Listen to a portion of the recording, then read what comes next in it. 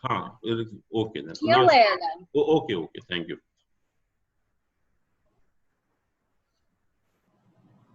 तो functional benefic और malefic के लिए और हॉरोस्कोप में क्या प्लेसमेंट है, पोजीशन है आपके हॉरोस्कोप की, उसके लिए कुछ कंडीशंस हैं और वो जनरली वो हम अडॉप्ट करते हैं। तो पहले तो ये कहा कि जो असेंडेंट का लॉर्ड है, जो भी लग्न का या फर्स्ट हाउस का लॉर्ड होता है, वो कभी भी मेलिफिक नहीं हो सकता, वो कभी भी फंक्शनल मेलिफिक नहीं हो सकता, even though it may be the lord of त्रिक हाउस। जो भी असेंडेंट का लॉर्ड है, लग्न का लॉर्ड, वो हमेशा फंक्शनल बेनिफिक ही रहेगा, भले ही वो त्रिक हाउस का लॉर्ड क्यों ना हो। मतलब त्रिक हाउस मीन्स कि 6, 8 एंड 12th हाउस का लॉर्ड होने के बावजूद भी अगर वो असेंडेंट का लॉर्ड है तो हमेशा वो फंक्शनल बेनिफिक होगा आपके हॉरोस्कोप में। It can not be functional malefic planet, भले ही वो नेचुरल बेनिफिक है या नेचुरल मेलिफिक है, लेकिन अगर वो असेंडेंट का लॉर्ड है तो ये हमेशा वो प्लैनेट जो है फंक्शनल बेनिफिक ही होगा, भले ही सैटर्न हो, मार्स हो, सन हो, कुछ भी हो जो है। हाँ जी, जैसे मेष लगन में मंगल और तुला लगन में शुक्र। हाँ, अभी हम डिस्कस कर रहे हैं, उसको आगे करते हैं। हाँ जी। Just telling the principles actually. और दूसरे केस में अगर वो असेंडेंट का लॉर्ड नहीं है, पहली चीज तो यह है कि अगर असेंडेंट का लॉर्ड है तो भले ही वो त्रिक हाउस का भी लॉर्ड क्यों ना हो, वो हमेशा बेनिफिक ही रहेगा, फंक्शनल बेनिफिक रहेगा। लेकिन अगर असेंडेंट का लॉर्ड नहीं है और साथ में त्रिक हाउस का लॉर्ड है, in that case the planet will always be functional malefic। उस केस में अगर वो त्रिक हाउस का लॉर्ड होने की वजह से वो हमेशा फंक्शनल मेलिफिक हो जाता है। और तीसरे केस में कि जो प्लैनेट हैं जो असेंडेंट के साथ उनकी जो फ्रेंडशिप है, असेंडेंट लॉर्ड के साथ अगर उनकी फ्रेंडशिप होती है तो वो प्लैनेट भी फंक्शनल बेनिफिक ही होते हैं। अभी हम लोग एग्जाम्पल में देखेंगे किस तरह से हम करते हैं। और दूसरा एक जो लास्ट में कंडीशन है कि अगर मान लीजिए कि कोई त्रिकोण हाउस का लॉर्ड हो, त्रिकोण हाउस मींस कि 5th एंड 9th हाउस, क्योंकि असेंडेंट का हमने देख लिया है, तो if A planet is the lord of 5th और 9th हाउस बट उसका मूल त्रिकोण साइन, उसका मूल त्रिकोण साइन अगर त्रिक हाउस में है, उसका मूल त्रिकोण साइन त्रिक हाउस में है, तो वो प्लैनेट फंक्शनल मेलिफिक होगा। और अगर उसका मूल त्रिकोण साइन त्रिक हाउस में नहीं है तो वो प्लैनेट फंक्शनल बेनिफिक होगा। तो इसमें आप यही देख रहे हैं कि जो मेन चीजें हैं वो त्रिकोण हाउसेस हैं, 1st, 5th and 9th houses. First house का लॉर्ड हमेशा फंक्शनल बेनिफिक ही होगा। त्रिकोण हाउस का लॉर्ड फंक्शनल बेनिफिक ही होगा अगर उसका जो मूल त्रिकोण साइन है वो त्रिक हाउस में ना हो, तो in every case it will be functional benefic only. तो इस तरह से हम लोग डिसाइड करते हैं। This is about how the planets are placed in your horoscope, which planet is the lord of which house actually. But जो मैंने कहा कि फंक्शनल बेनिफिक मेलिफिक का जो मेन पर्पस है वो यही है कि आपके हॉरोस्कोप में उसके रिजल्ट क्या हो रहे हैं, अच्छे हो रहे हैं या बुरे हो रहे हैं। और मैंने कहा कोई भी प्लैनेट अच्छे भी रिजल्ट दे सकता है, कोई भी प्लैनेट खराब रिजल्ट भी दे सकता है। जुपिटर आपके लिए बहुत खराब हो सकता है, शनि आपके लिए बहुत अच्छा भी हो सकता है। तो वो और बहुत सारी चीजों के ऊपर डिपेंड करेगा। मान लीजिए कोई प्लैनेट आपका बहुत एफ्लिक्टेड है विद द मेलिफिक प्लैनेट, एक प्लैनेट अगर बहुत ज्यादा एफ्लिक्टेड है विद द मेलिफिक प्लैनेट, तो ये सारी कंडीशन होने के बावजूद भी वो फंक्शनल मेलिफिक ही रहेगा, it can't be functional benefic. कोई प्लैनेट बहुत ज्यादा वीक है, कंबस्ट भी है साथ में, तो फंक्शनल बेनिफिक हो ही नहीं सकता वो। तो ये जो आपकी हॉरोस्कोप में प्लैनेट की पोजीशन के ऊपर भी डिपेंड करेगा कि ये नहीं कि आप सिर्फ इन्हीं कंडीशंस को जो हम बता रहे हैं इन्हीं को अप्लाई करेंगे, but you have to see the actual position of the planet in your birth chart. कोई भी प्लैनेट है, जुपिटर मान लीजिए कि बहुत ज्यादा एफ्लिक्टेड है आपके हॉरोस्कोप में, तो भले ही ये कंडीशन मीट कर रही हो लेकिन वो कभी भी फंक्शनल बेनिफिट की तरह एक्ट नहीं करेगा। तो इसमें इन कंडीशंस के बेसिस पर जो बुक्स हैं उसमें भी देखिए, बुक्स में भी कभी कभी काफी डिफरेंस ऑफ ओपिनियन होता है। और एस्ट्रोलॉजी जो ऐसा सब्जेक्ट है कि एक एक श्लोक के ऊपर एक एक बुक लिखी गई है पूरी, और हर जो एस्ट्रोलॉजर है या जो भी हमारे पुराने एस्ट्रोलॉजर है सबके डिफरेंट व्यूज हैं हर एस्पेक्ट के लिए। और जैसे मैंने आपको बताया भी था कि जैसे मून मार्स का योग है, कोई कहता बहुत अच्छा है, कोई कहता बहुत खराब है। गलत कोई भी नहीं है। ओनली थिंग इज कि जब एक बार हम उसको ऑब्जेक्टिवली एनालाइज करेंगे तो हमारी समझ में आ जाएगा कि कोई गलत नहीं है, बट व्यूज जो है किताब में पढ़ने से आपको बहुत अलग अलग नजर आएंगे। जैसे मैंने कहा कि कारक भाव का नाश करता है, ये हर किताब में लिखा हुआ है। आप कोई भी एस्ट्रोलॉजिकल टेक्स्ट पढ़िए तो उसमें लिखा हुआ है कि कारक भाव का नाश करता है। और आप पूछेंगे कि कारक तो अगर 9th हाउस में जुपिटर बैठा हुआ है इसका मतलब भाग्य का सत्यानाश हो जाना चाहिए, लेकिन नहीं होता। जुपिटर 10th हाउस में खराब नहीं है, जुपिटर 5th हाउस में खराब नहीं है, बट ये हर किताब में लिखा होगा। फिर आप कहेंगे किताब में तो गलत है और जैन साहब पता नहीं क्या पढ़ा रहे हैं।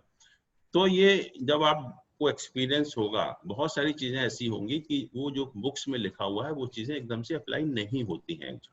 उसमें लिखा है कि जुपिटर भाव का नाश करता है, जुपिटर भाव का नाश कैसे कर सकता है? It's impossible actually. बट हम लोगों को ऑब्जेक्टिवली हम उसको नहीं देखते हैं। और आप जितने भी एस्ट्रोलॉजिकल टेक्स्ट पढ़ेंगे, अभी आपने शायद किताब नहीं पढ़ी है, आप 15 किताब पढ़िए, 15 में अलग अलग बातें लिखी होंगी। और सबसे अच्छी बात है कि किताब आप आती है चमत्कार चिंतामणि करके, उसमें यही किया है उसने कि जितने भी एस्ट्रोलॉजिकल टेक्स्ट हैं एक एक पॉइंट के ऊपर उनके सबके व्यूज लिखे हुए हैं, and you will find these are entirely different. कोई मैच ही नहीं करता बिल्कुल भी जो है। And then he has analyse them objectively कि ये जो लिखा है क्यों लिखा हुआ है, कैसे होना चाहिए। तो ये मत सोचिए कि जो एस्ट्रोलॉजिकल टेक्स्ट में जो आपको स्टेटमेंट मिलेंगे they may not be applicable all the time. जो आपका एक्सपीरियंस होगा, जो आप सीखेंगे और जो आप अप्लाई करेंगे उसको, तो बहुत सारी जो चीजें आपको ऐसी मिलेंगी जो उसमें नहीं एप्लीकेबल होती हैं। तो हर असेंडेंट के लिए based on what I have said actually कि ये बताया गया कि कौन से प्लैनेट फंक्शनल बेनिफिक हैं, कौन से प्लैनेट फंक्शनल मेलिफिक हैं। तो जैसे I will just give you one example, ये मैंने लिस्ट आउट तो कर दिया है कि जो एरीज असेंडेंट है, मतलब मेष राशि जिसका असेंडेंट होती है, तो उसके लिए कहा कि moon, Mars, sun and Jupiter they are the functional benefic planet. Moon, Mars, sun and Jupiter. हम एक एक को लेके इसको देखते हैं क्यों कहा फंक्शनल बेनिफिक है। मून है, मून क्या है? Moon is the lord of, अगर एक नंबर असेंडेंट होगा तो मून किस हाउस का लॉर्ड होगा? 4th हाउस का। 4th हाउस इज ए केंद्र, केंद्र स्थान है। और मंगल जो, मतलब मून जो है मंगल का फ्रेंड है, मून जो है मंगल का फ्रेंड है, तो इसलिए केंद्र स्थान का लॉर्ड है, असेंडेंट का फ्रेंड है, इसलिए वो फंक्शनल बेनिफिक प्लैनेट हो गया। अब सन को देखिए, sun is the lord of 5th house. 5th house is the त्रिकोण हाउस, और एक ही हाउस का लॉर्ड है, और त्रिकोण हाउस का लॉर्ड कभी भी मेलिफिक नहीं होगा।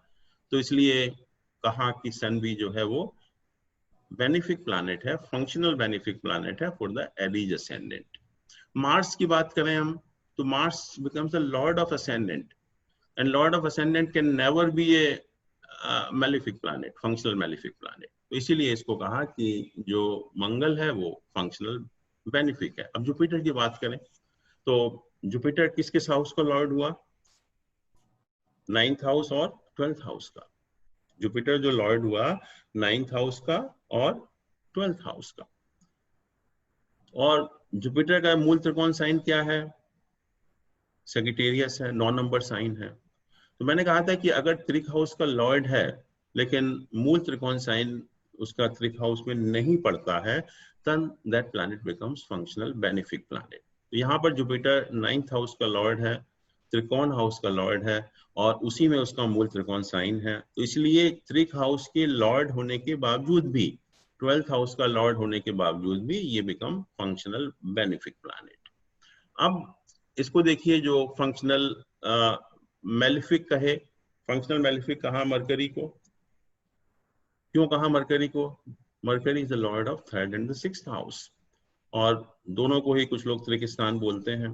तो इसलिए Mangal becomes your, sorry, Mercury becomes the functional malefic planet. तो इस तरह से अगर हम एग्जामिन करेंगे तो for each ascendant we can examine कि कौन सा प्लैनेट आपके लिए फंक्शनल बेनिफिक होगा, कौन सा फंक्शनल मेलिफिक होगा। और इसके अलावा सर एक्वेरियस असेंडेंट के लिए जुपिटर मेलिफिक इसलिए because it is the lord of 2nd and 11th house. या बाकी कोई और प्लेनेट भी होता है सर जो 2nd एंड 11th का लॉर्ड बन सकता है?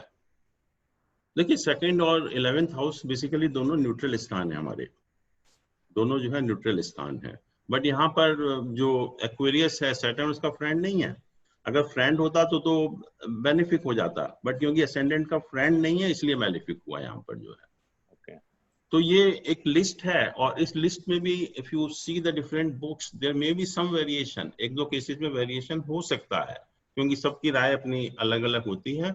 बट इसके अलावा this is not so important as the position of planet in your birth chart. अगर planet कोई भी बहुत ज्यादा afflicted है, बहुत ज्यादा weak है और बहुत उसके डिग्री बहुत कम है या बहुत ज्यादा है तो वो बेनिफिट नहीं करेगा, it will act as a malefic planet. तो इसलिए इसके अलावा भी वो सारी चीजें आप देखिए और ये चीजें बहुत जब आप अप्लाई करेंगे तो दिस में not be applicable also in many cases. अगर आप हॉरोस्कोप देखेंगे तो बहुत सारे केसेस में ये एप्लीकेबल भी नहीं होगा क्योंकि अल्टीमेटली जो है वो डिपेंड करता है कि प्लैनेट आपका कितना स्ट्रांग है, कितने अच्छे एस्पेक्ट हैं, कितने खराब एस्पेक्ट हैं उसके ऊपर। तो ये फंक्शनल बेनिफिक मेलिफिक का है। इसके लिए कोई एक्सेप्ट कि प्लैनेट आपका बहुत ज्यादा एफ्लिक्टेड ना हो, और अगर इन हाउसेस का लॉर्ड भी है, मेलिफिक भी है, लेकिन वहां पर उसके साथ एसोसिएशन बहुत अच्छे प्लैनेट का है तो इट में act as a benefic planet. तो दोनों चीजों को कंबाइंड करने के बाद ही आप बता पाएंगे कि कौन सा प्लैनेट आपके हॉरोस्कोप में अच्छे रिजल्ट देगा, कौन सा प्लैनेट आपके हॉरोस्कोप में खराब रिजल्ट देगा, and that becomes functional benefic and malefic planet. तो इतनी सी बात है, तो इसको यही खत्म करते हैं। Now we take some examples so that position becomes more clear actually.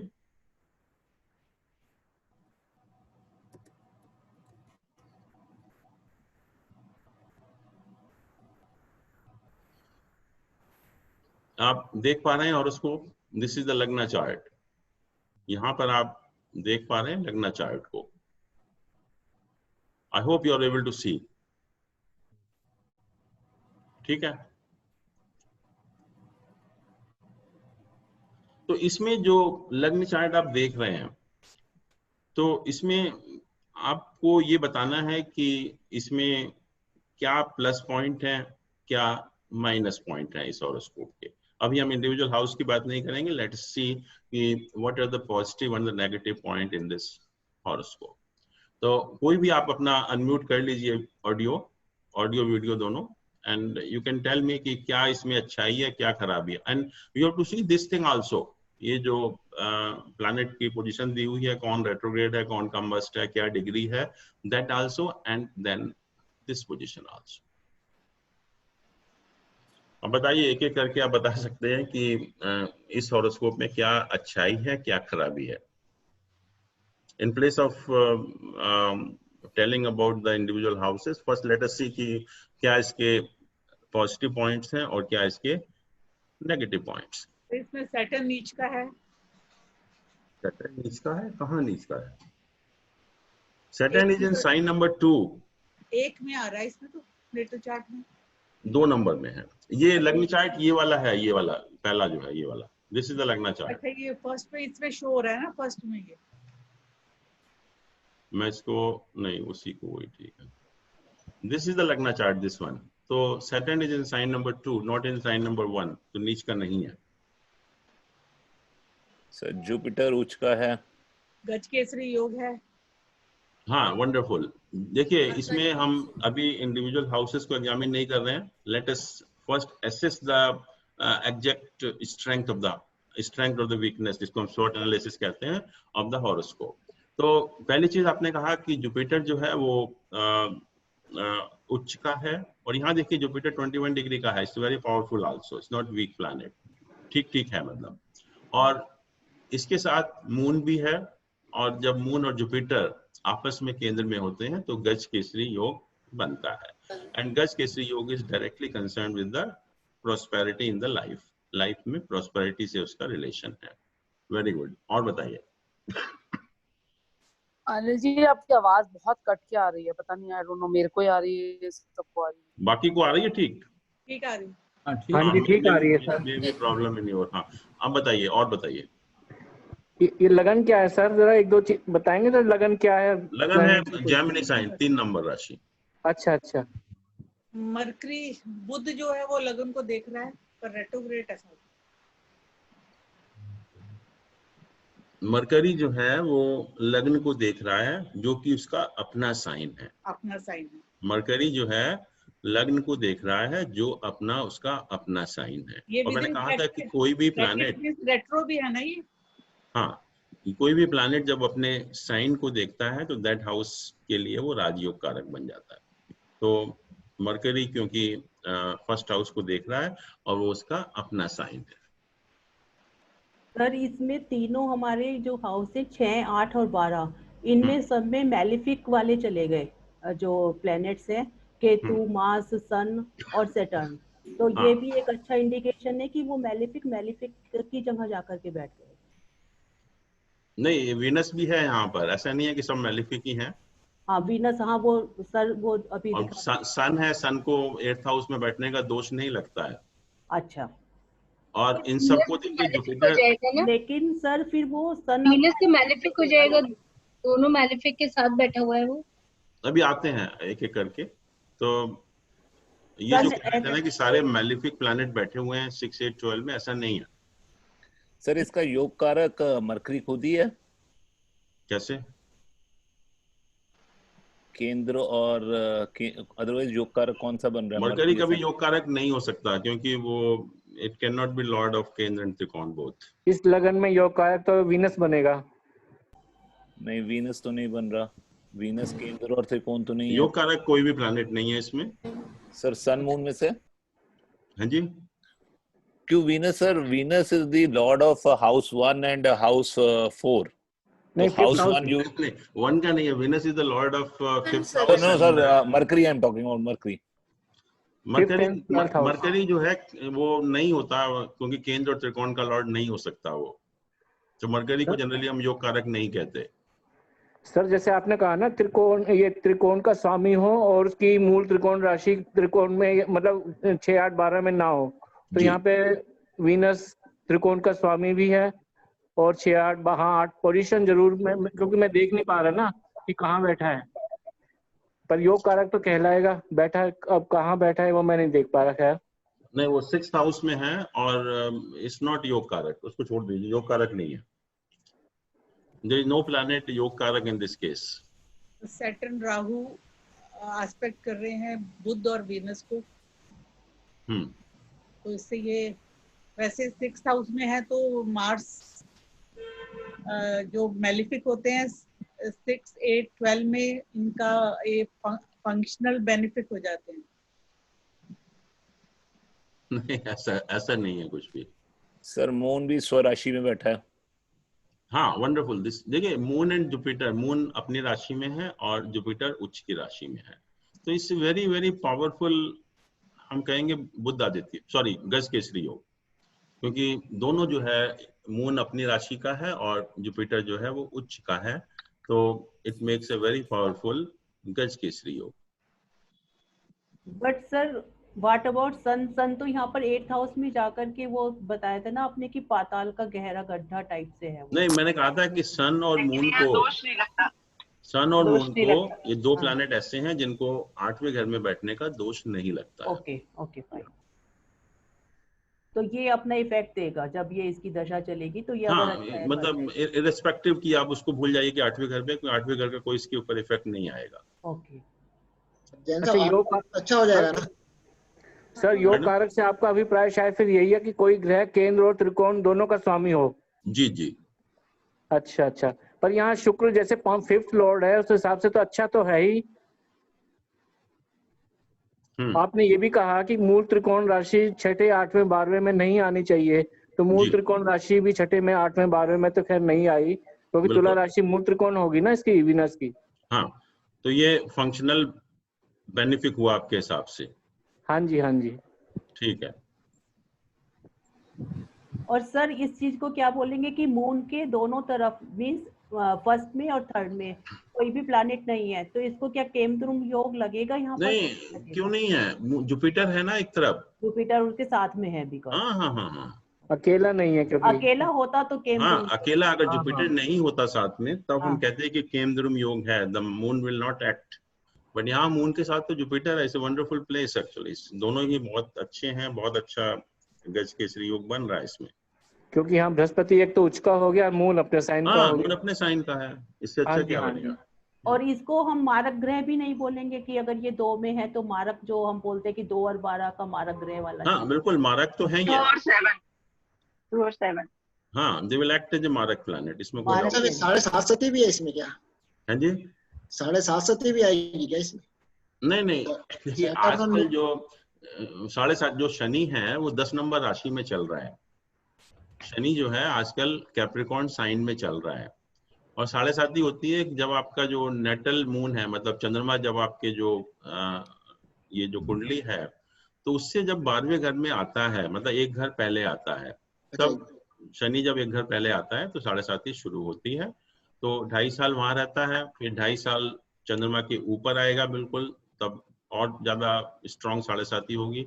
और फिर जब सेकंड हाउस में जाएगा चंद्रमा से, उस पीरियड तक 3 हाउसेज में जब सैटर्न मूव करता है, उस पीरियड को हम 7.5 कहते हैं। तो यहाँ चंद्रमा 4 नंबर साइन में है तो नथिंग तो पहले आ जाए, ठीक। हाँ, तो 7.5 यहाँ नहीं है।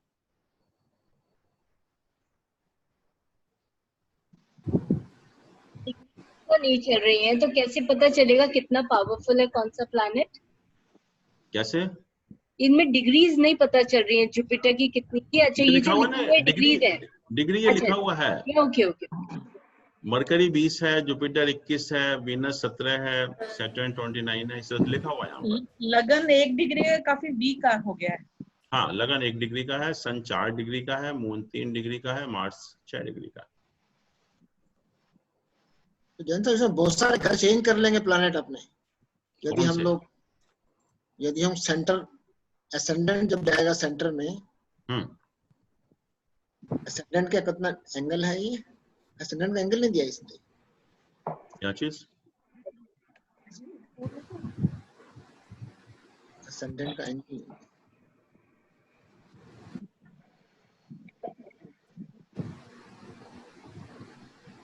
डिग्री। यस, तो एक क्या हुआ?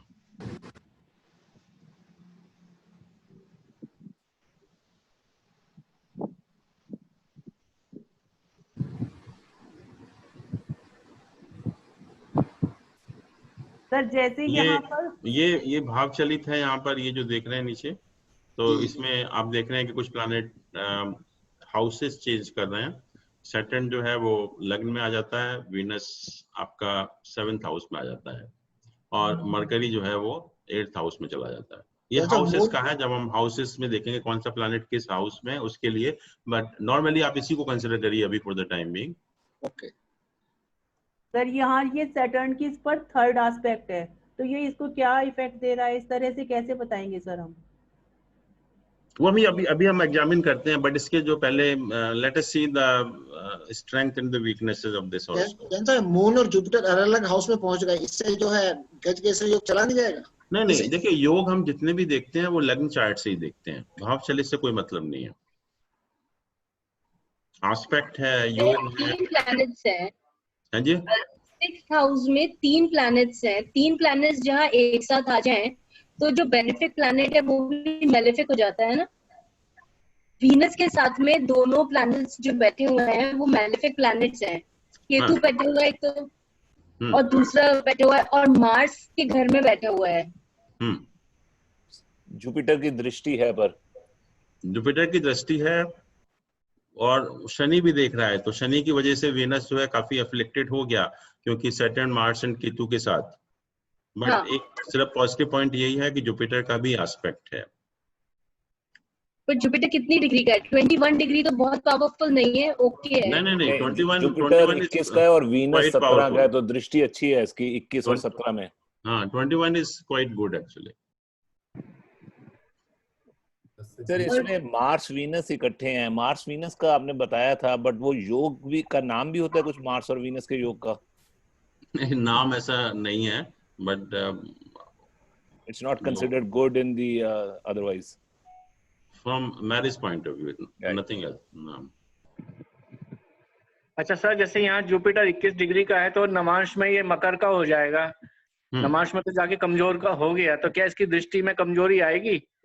नहीं नहीं, दृष्टि में कमजोरी नहीं आएगी, दृष्टि तो वही है, उच्च का देख रहा है उसको, बट हाँ, जब जुपिटर के रिजल्ट हम देखेंगे तो थोड़ा सा मतलब नवांश में नीच का होने की वजह से थोड़ा सा वीक हो जाएगा बस।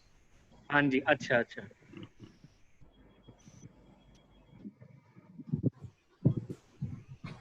सर यहाँ पर इस वाली हॉरोस्कोप में ये जो है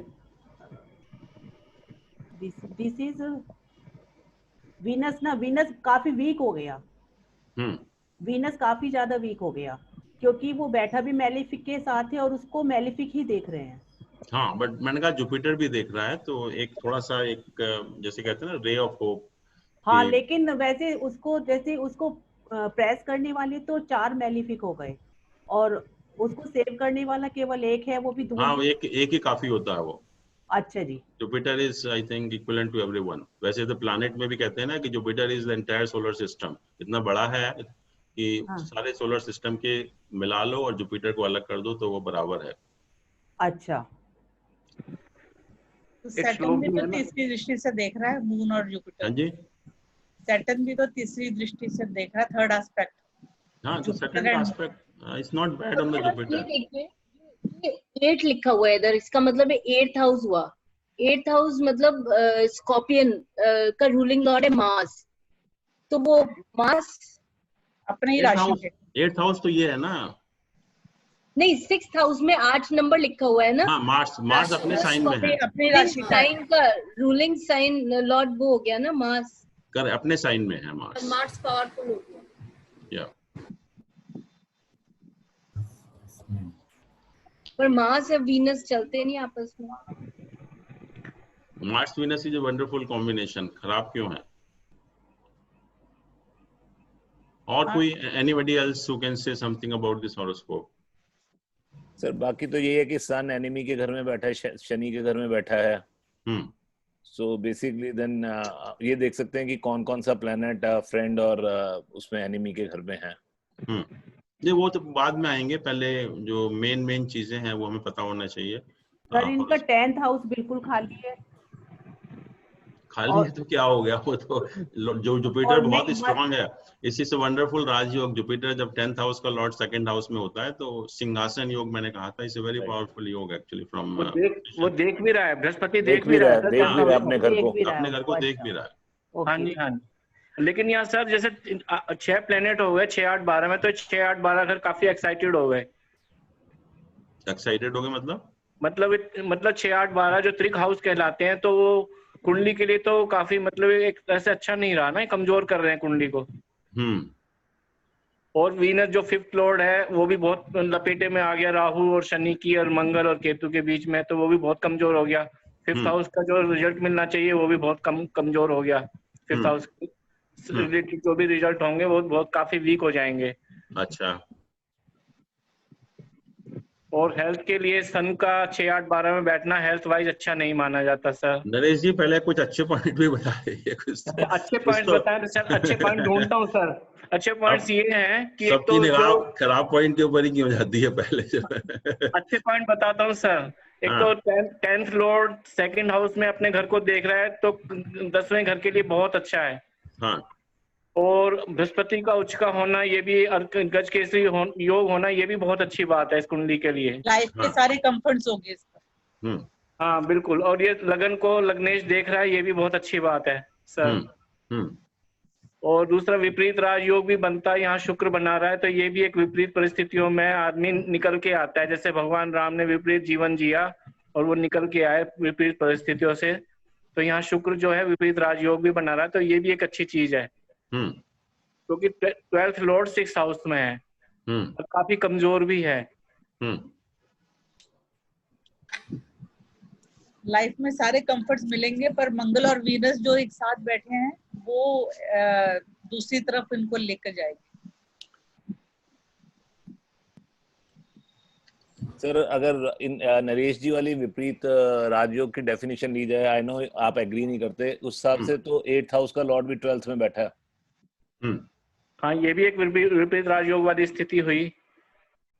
बिल्कुल। देखिए ये जो, अच्छा anyway let me tell you, हम यहाँ से जैसे कैसे हम एग्जामिन करते हैं हॉरोस्कोप को, we start from the longitude, पहली चीज। और लॉन्गिट्यूड में आप ये देख रहे हैं कि ये जो 4 प्लैनेट हैं, लग्न है, सन है, मून है, मार्स है, ये वीक है स्ट्रेंथ वाइज। सैटर्न भी वीक है, but these 3 planets are very strong, Mercury, Venus and Jupiter. और ये तीनों प्लैनेट ही बेनिफिक प्लैनेट कहे गए हैं, और सबसे स्ट्रॉन्ग प्लैनेट यही होते हैं, मरकरी, वीनस और जुपिटर। ये तीनों प्लैनेट ही जो है यहाँ पर जो नेचुरल बेनिफिक प्लैनेट है वो काफी स्ट्रॉन्ग है, बट ये of course sun, moon, Mars जो है वो उतने स्ट्रॉन्ग नहीं है। दूसरा, हम पहले यही कंसंट्रेट करते हैं कि दूसरी चीज ये है, कोई यहाँ पर कंबस्ट प्लैनेट नहीं है, सन के पास कोई नहीं है। फिर जो सबसे इंपॉर्टेंट चीज आप नहीं देख पा रहे हैं कि मरकरी, जुपिटर और सैटर्न 3 प्लैनेट रेट्रोग्रेड हैं यहाँ पर। मरकरी, जुपिटर और सैटर्न 3 रेट्रोग्रेड प्लैनेट है। इनका क्या इफेक्ट होगा इन 3 रेट्रोग्रेड प्लैनेट का? देखिए, कभी भी जब कोई भी प्लैनेट आपके हॉरोस्कोप में रेट्रोग्रेड होता है, और जब एक्चुअल में ट्रांजिट में, गोचर में जब वो रेट्रोग्रेड होता है, तो जिन जिन हाउसेस के ऊपर उसका इन्फ्लुएंस होता है, एसोसिएशन होता है, उन हाउसेस में चेंज लाने की कोशिश करता है, उन हाउसेस में चेंज लाने की कोशिश करेगा। मान लीजिए कि सैटर्न आपका कहीं भी बैठा हुआ है, रेट्रोग्रेड है, और इसका जो इन्फ्लुएंस है वो जिन जिन हाउसेस के ऊपर है। और जैसा आप जानते हैं कि मरकरी जो है वो साल में 3 बार रेट्रोग्रेड होता है, वक्री होता है, और सन, मून रेट्रोग्रेड नहीं होते हैं, और जुपिटर और सैटर्न साल में 1 बार रेट्रोग्रेड होते हैं for a long time, for about 4 months, 3.5 and 4 months actually. ऐसे ही शनि, जो मंगल और वीनस हैं, वो 2 साल में 1 बार रेट्रोग्रेड होते हैं। बट मरकरी, मैंने कहा कि 12 बार रेट्रोग्रेड होगा, साल में 3 बार रेट्रोग्रेड होता है। जुपिटर 4 महीने के लिए रेट्रोग्रेड होता है, मतलब 1/3 of the time it is retrograde. Saturn भी 4 महीने के लिए रेट्रोग्रेड होता है, तो 1/3 of the time it is retrograde. तो जिन जिन हाउसेस के ऊपर रेट्रोग्रेड प्लैनेट का इन्फ्लुएंस होता है, और जब एक्चुअल में, जब गोचर में जब ये ऐसे प्लैनेट रेट्रोग्रेड हो जाते हैं, तब उन हाउसेस में चेंज लाने की कोशिश करते हैं, उन हाउसेस में चेंजेस आते हैं, मतलब कुछ ना कुछ जो है उसमें चेंज होता है। तो जब 3 प्लैनेट रेट्रोग्रेड हो जाते हैं, तो दे कवर ऑलमोस्ट, और we can say most of the houses.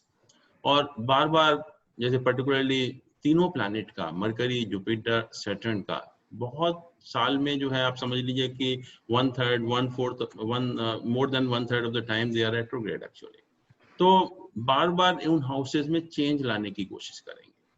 तो क्या मतलब हुआ कि the native will lack stability in the life, उसकी लाइफ में जो स्टेबिलिटी है वो नहीं होगी। इसलिए हम नहीं चाहते कि हमारे बहुत सारे प्लैनेट रेट्रोग्रेड हों। और आप देखिए, ऐसे लोगों की लाइफ जो है, कई लोगों की आप देखेंगे 4 प्लैनेट भी रेट्रोग्रेड हैं, तो उनकी लाइफ में बहुत ज्यादा उथल पुथल होती रहती है, लाइफ में स्टेबिलिटी नहीं आ पाती। That is the main disadvantage of more planet being retrograde. तो बहुत ज्यादा जो है रेट्रोग्रेड प्लैनेट नहीं होने चाहिए आपके हॉरोस्कोप में। अब हम यहाँ पर देख रहे थे कि आपने कहा कि मरकरी जो है वो अपने हाउस को देख रहा है, और मैंने कहा कोई भी प्लैनेट जब अपने हाउस को देखता है तो it makes a rajyoga concerning that house. तो यहाँ पर असेंडेंट है, तो असेंडेंट से राजयोग बन रहा है, it means ascendant is getting very strong.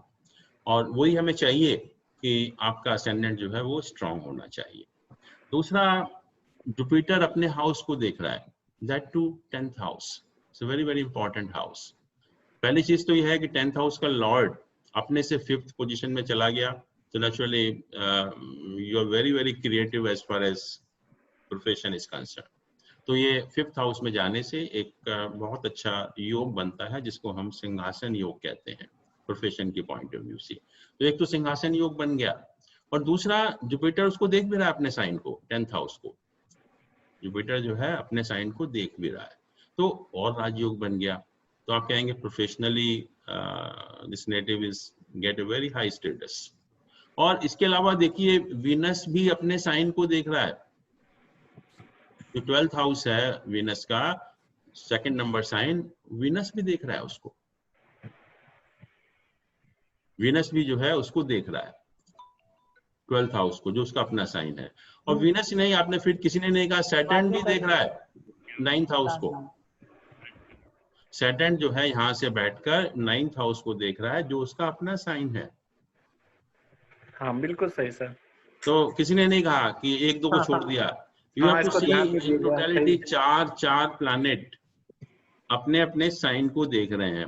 और राजयोग किस किस हाउस के लिए बना रहे हैं आप सोचिए जरा, लग्न के लिए, 9th हाउस के लिए, 10th हाउस के लिए राजयोग बना रहे हैं, लग्न के लिए, 9th हाउस के लिए और 10th हाउस के लिए। तो this is the strength of the horoscope, this is how you have to examine.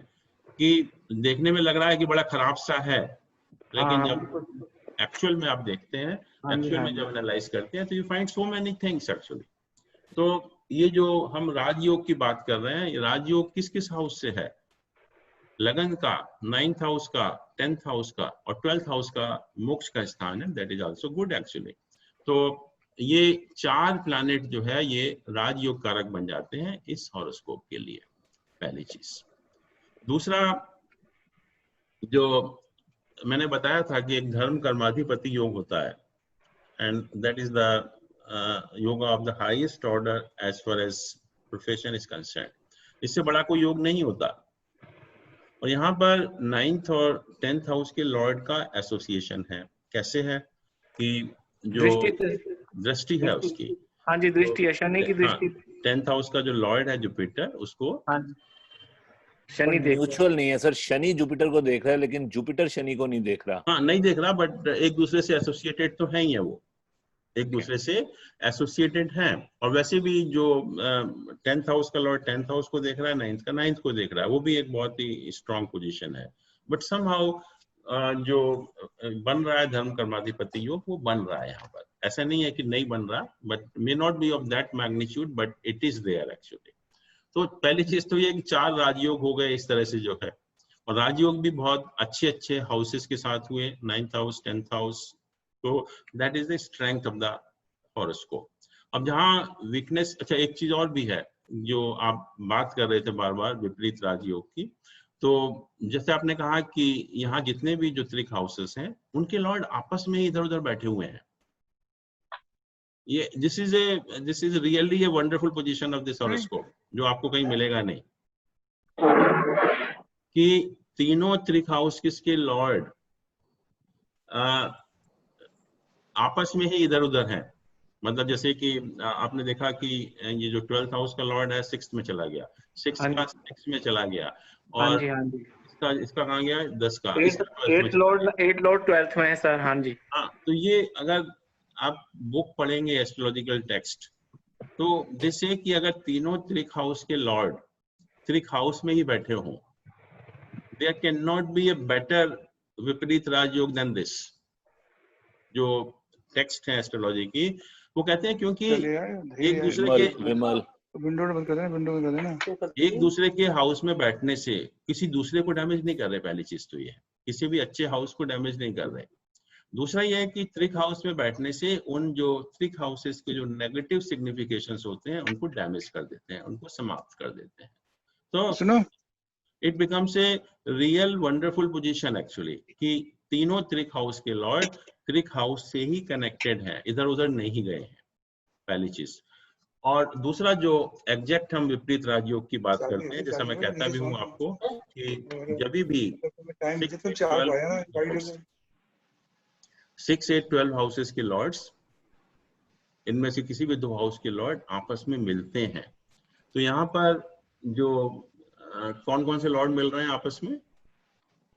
Mars and Venus, 6th and 12th house के लॉर्ड। मार्स और वीनस क्या है? One is the lord of 6th house, one is the lord of 12th house. तो 2 त्रिक houses के Lord आपस में मिल रहे हैं, दैट टू इन द त्रिक हाउस ओनली। तो ये बहुत अच्छा एक विपरीत राजयोग भी बनता है कि दोनों जो है वो ट्रिक हाउस के लॉर्ड, तभी भी जो है दोनों हाउसेस के जो नेगेटिव सिग्निफिकेशंस होते हैं वो डैमेज हो जाते हैं। बट जो सबसे इंपॉर्टेंट चीज यहाँ पर है कि how many planets are there in the trik houses? 6 planets. 6 planets. So this is the main negative point of this horoscope. This is the main negative point कि जब हमारे बहुत ज्यादा प्लैनेट ट्रिक हाउस में आ जाते हैं तो आपको हमेशा कुछ ना कुछ समस्याओं से जूझना पड़ता है। लाइफ में बहुत सारे हर्डल्स आते हैं, लाइफ में बहुत सारी प्रॉब्लम्स आती हैं और उन चीजों से बाहर निकलना बहुत मुश्किल होता है। In spite of having everything in the life, but you have to face this thing कि जो 6 प्लैनेट हैं वो ट्रिक हाउस में चले गए, मतलब 6 प्लैनेट जो है वो वीक हो गए एक तरह से। ये समझिए कि ये 6 प्लैनेट जो है 9 में से 6 प्लैनेट आपके वीक हो गए। क्योंकि वीक इस सेंस में नहीं हुए, वीक इस सेंस में हुए कि you have to face problems, you have to face hurdles in the life. Actually हर चीज आसानी से नहीं मिलेगी आपको, हर चीज आपको लड़ने झगड़ने के बाद ही मिलेगी। तो ये एक नेगेटिव पॉइंट आ जाता है। कुछ लोग तो इसको बहुत नेगेटिव भी मानते हैं, कुछ अगर आप एस्ट्रोलॉजिकल टेक्स्ट को पढ़ेंगे तो सम पीपल दे से it's a very very negative point, but ऐसा नहीं है। और क्योंकि बहुत सारे पॉजिटिव योग भी बन रहे हैं यहाँ पर, इतने सारे जो है, तो 4 देखिए 4 प्लैनेट अपने साइन को देखना, इट मींस समथिंग एक्चुअली। अच्छा सर, इसमें एक चीज है, सॉरी गो अहेड नरेश जी। हेलो सर, ये जैसे एक ये जो चंद्रमा की डिग्री कितनी है? चंद्रमा की 3 डिग्री है। तो 3 डिग्री है, तो इसका मतलब ये सर जो जितने भी योग कारक ग्रह, मतलब अच्छे ग्रह है ना, शनि बुध और शुक्र, इनको जैसे शनि की पूरी 17-19 साल की दशा मिली जन्म से। सर अभी तो शनि की दशा ही चल रही है, जुपिटर की दशा तो आ भी नहीं पाएगी इनकी, लगता है। तो शनि बुध और शुक्र शनि की दशा अभी खत्म, शनि की दशा भी खत्म हो रही है अगले साल नवंबर 21 में। हाँ, मतलब मेरा कहने का मतलब ये है कि इनको जीवन में 19 साल और ये आपके 17 साल 36 साल और आपके 7 साल केतु और फिर 20 साल ये, मतलब इनको लगभग 65 साल तक अच्छे ग्रहों की दशाएं मिलेंगी। हाँ, क्योंकि कहते हैं ना अच्छे ग्रहों का फल दशाओं में ही मिलता है, और इनको पूरी दशाएं मिलेंगी। राइट। केतु कैसे अच्छा हुआ सर इनका? मतलब केतु का 7 साल का पीरियड, चाहे वो अच्छा हो या कैसा हो, लेकिन बाकी जो पीरियड है 36 और प्लस 20 56 साल जो होंगे इनके जीवन के, बहुत अच्छे कहे जाएंगे। बिल्कुल। पर वीनस भी एफ्लिक्टेड है, और सर जुपिटर जो हम कह रहे थे सबसे बढ़िया प्लेनेट है, एक्सॉल्टेड है, अपने घर को देख रहा है, उसकी तो दशा ही नहीं आएगी इनकी। दशा नहीं है, वीनस को देख रहा है। अंतरदशाओं में फल मिलेगा ना उनको, अंतरदशाएं आएंगी, और वीनस जुपिटर जो है वो देख भी रहा है 6th हाउस को। हाँ जी, हाँ जी। तो दो देखिए ना, 2 तो बेनिफिक हो गए, जुपिटर एंड वीनस, जो इनके हॉरोस्कोप में पावरफुल भी हैं, और मार्स सैटर्न राहु 3 मेलिफिक हो गए। तो ये कंबाइंड इफेक्ट हो गया, इसे mixture, actually good and bad आप कह सकते हो, but it's not entirely bad. हम ये नहीं कहेंगे कि पूरा का पूरा खराब है, बट यू कैन से कि एक स्मूथ लाइफ भी नहीं है, it's really full of problems actually. Mercury की दशा इनकी ठीक रहनी चाहिए, अच्छी होनी चाहिए, क्योंकि मरकरी लगन को देख रहा है, और वो बेसिकली वो भी है मेन लॉर्ड ऑफ ज़ेनिथ भी है।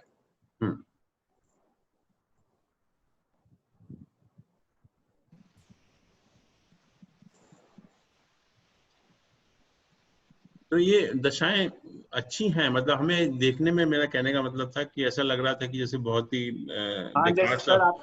हाँ जी, जैसे आपने कहा ना, तीनों ग्रह अच्छे हैं और इन्हीं की दशाएं मिलेंगी, महादशाएं। पूरी राइट, वही तो दशाएं मिलेंगी। हाँ, पूरी दशाएं मिलेंगी, मरकरी का पूरा मिलेगा, वीनस का पूरा मिलेगा।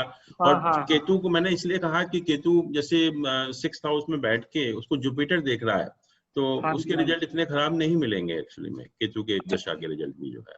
कई बार क्या होता है, ग्रह तो अच्छे हैं कुंडली में, लेकिन उनकी दशाएं नहीं मिलती, तो उनका उतना फल नहीं मिल पाता जितना मिलना चाहिए। बिल्कुल बिल्कुल। और यहाँ तो पूरा जुपिटर की दशा तो आई नहीं रही है। किसकी? जुपिटर की नहीं, जुपिटर की ना है, जैसे मरकरी भी स्ट्रांग है, वीनस भी स्ट्रांग है, सो कॉल्ड एक्सॉल्टेड है, वो उसका तो इफेक्ट हो ही नहीं रहा, वो रेट्रोग्रेड हो रखा है। नहीं नहीं, देखिए दशाएं, रिजल्ट तो अंतरदशाओं में भी मिलते हैं, तो अंतरदशाएं तो आएंगी बार बार, और वीनस को जुपिटर देख ही रहा है पूरा का पूरा जो है।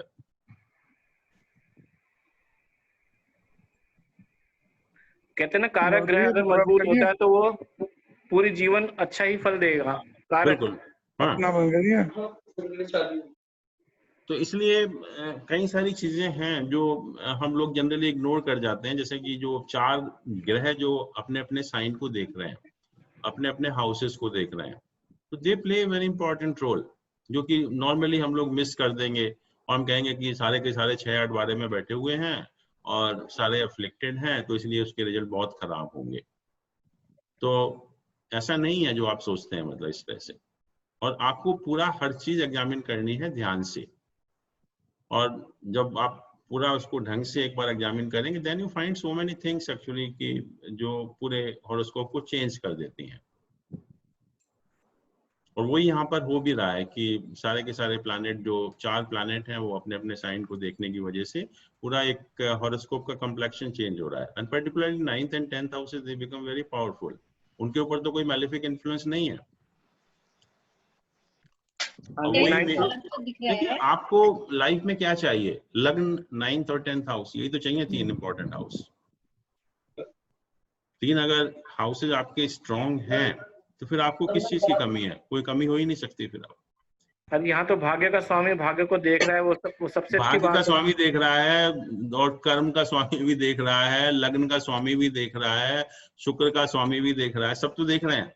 हाँ जी। और सर एक बात और कही जाती है ना, जैसे 5 पांडव थे, अपने अपने फील्ड में हर कोई सुपर था, लेकिन उनका भाग्य कमजोर था। जिनके साथ भगवान कृष्ण भी थे, उसके बावजूद भी उन्होंने जीवन भर दुख भोगे और दुर्योधन ने सुख भोगे, क्योंकि उनका, पांडवों का भाग्य कमजोर था। बिल्कुल, और यहाँ भाग्य अच्छा है। यहाँ भाग्य अच्छा है। तो फिर क्या प्रॉब्लम है? कोई प्रॉब्लम नहीं है। तो इस तरह से मतलब का जो चार्ट है, D10 करियर का है ना, प्रोफेशन का, ये D10, हाँ ये वाला। तो इसके 5th हाउस में सैटर्न, सन और जुपिटर।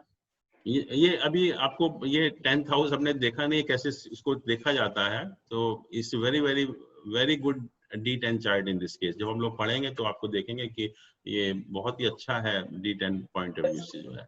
इसको हम लग्न चार्ट की तरह नहीं देखते। Each divisional chart is to be seen in a different way actually. So yeah, this is a very good D10 chart. It's not a bad chart actually. Saturn और सन तो दुश्मन है एक दूसरे के। तो क्या, तो कहाँ है सन सैटर्न, कहाँ है? बैठे नहीं 5th हाउस में एक साथ, इसमें नहीं, वो दुश्मन नहीं देखते, वो अलग तरीके से देखते हैं इन हाउसेस को। अच्छा, D10 को अलग स्टडी करते हैं। हाँ, वो चीजें, ये सब चीजें नहीं चलती वहां पर। ठीक है। Anybody want to say anything about कुछ पॉइंट मिस हो रहा हो? आपने बहुत अच्छे से बताया, वेरी वेल एक्सप्लेन्ड, और इतना चीजें सब it will take time for us to understand and to study. हाँ। आपने बड़ी सिंपल लैंग्वेज में सिखाया है, तो ये काफी अंदर तक चला गया है दिमाग में। हाँ, तो अभी और भी देख लेते हैं, एक हॉरोस्कोप और डिस्कस कर लेते हैं। एक्सपर्ट भी इसमें नहीं, तो I am not that expert, but काफी चीज समझ में आई है। एक्सपर्ट तो कोई नहीं होता, लेकिन धीरे धीरे जब सब एक्सपर्ट हो जाएंगे। अब यहाँ देखिए, this is another horoscope. Sir जरा मुझे बता दीजिए लगन क्या है, ग्रहों की स्थिति क्या है, क्योंकि मैं देख नहीं पाऊंगा। लगन 5 नंबर है, मून है वहां पर। मून है? हाँ। अच्छा। 2nd हाउस में जुपिटर एंड केतु है। अच्छा। 4th हाउस में मार्स है। हाँ जी। 8th हाउस में वेनस राहु है। हाँ जी।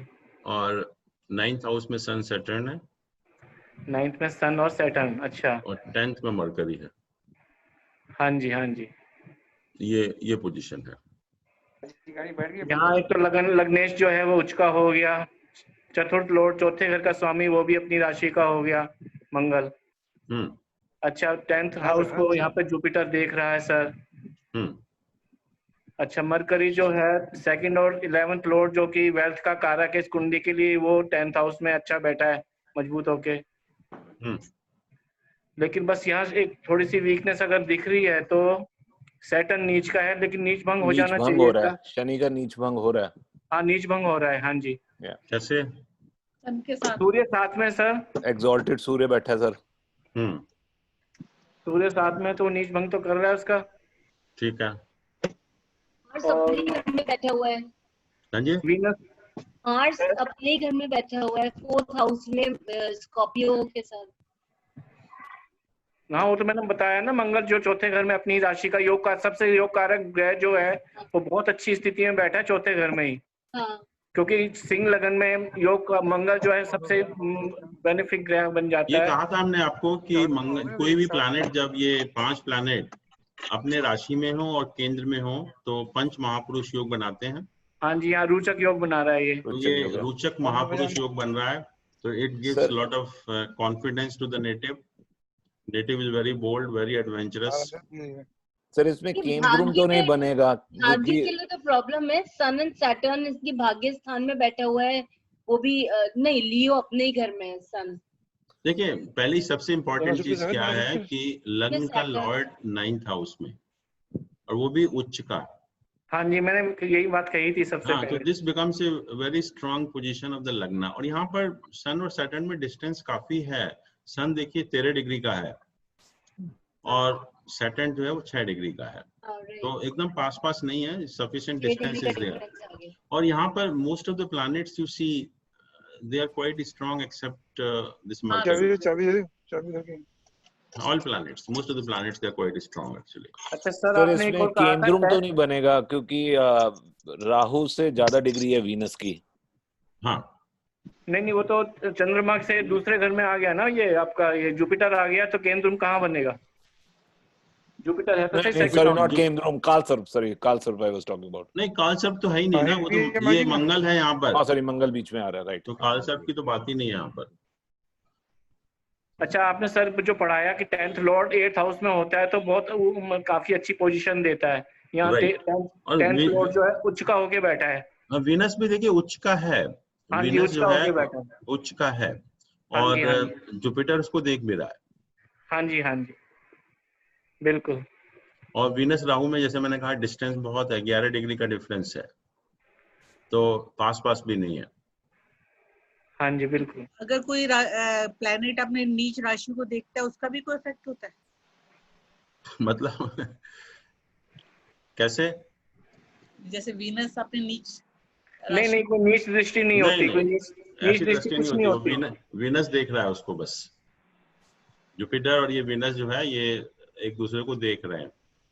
जैसे कई एस्ट्रोलॉजर एक भाषा यूज करते हैं कि नीच दृष्टि या उच्च दृष्टि, वो कुछ नहीं होती, बस देख रहा है। उच्च का जो, हाँ, जैसे आप सर कह रहे हैं कि वीनस जो है उच्च का वो देख रहा है। बस ये देखिए उच्च का प्लैनेट देख रहा है दूसरे हाउस को। हाँ जी, हाँ जी। और एक चीज मैं और भी भूल गया पहले हॉरोस्कोप में, लेट अस सी। ये जो हॉरोस्कोप था, मैंने आपको एक लग्नादि योग बताया था आपको कि अगर 6th 7th 8th हाउसेस में तीनों बेनिफिक प्लैनेट होते हैं तो लग्नादि योग बनता है, एंड दैट मेक्स द लग्न वेरी स्ट्रांग। तो यहाँ भी उसी टाइप की पोजीशन है कि मरकरी तो देख ही रहा है लगन को, इसके एक तरफ जुपिटर है और एक तरफ यहाँ से वीनस देख रहा है इसको। तो एक some sort of similar योग is being formed which is making the lagna very strong actually. तो वो हम शायद मिस कर गए थे ये पॉइंट, तो that also we can keep in mind. But sir, in pure definition, will it be considered as लग्नादि योग? पर्पस देखिए, पर्पस क्या है? पर्पस तो हाँ, लगन को स्ट्रॉन्ग कर रहा है दोनों तरफ से। तो वही यहाँ हो रहा है, ये लगन में बैठ जाए खुद या उसको देखें, एक ही बात है ना, उसमें तो कोई फर्क नहीं पड़ता एक्चुअली। तो पर्पस इज मीटिंग। 6 7 8 में हो तब लग्नादि योग बनाता है। हाँ जी, 6 7 8 में अगर बेनिफिक प्लैनेट्स हो तब लग्नादि योग बनता है, ऐसा नहीं था? उसका मतलब ये होता है कि वो तीनों प्लैनेट जो है वो लग्न को देखते हैं, लग्न के आसपास उनकी दृष्टि होती है।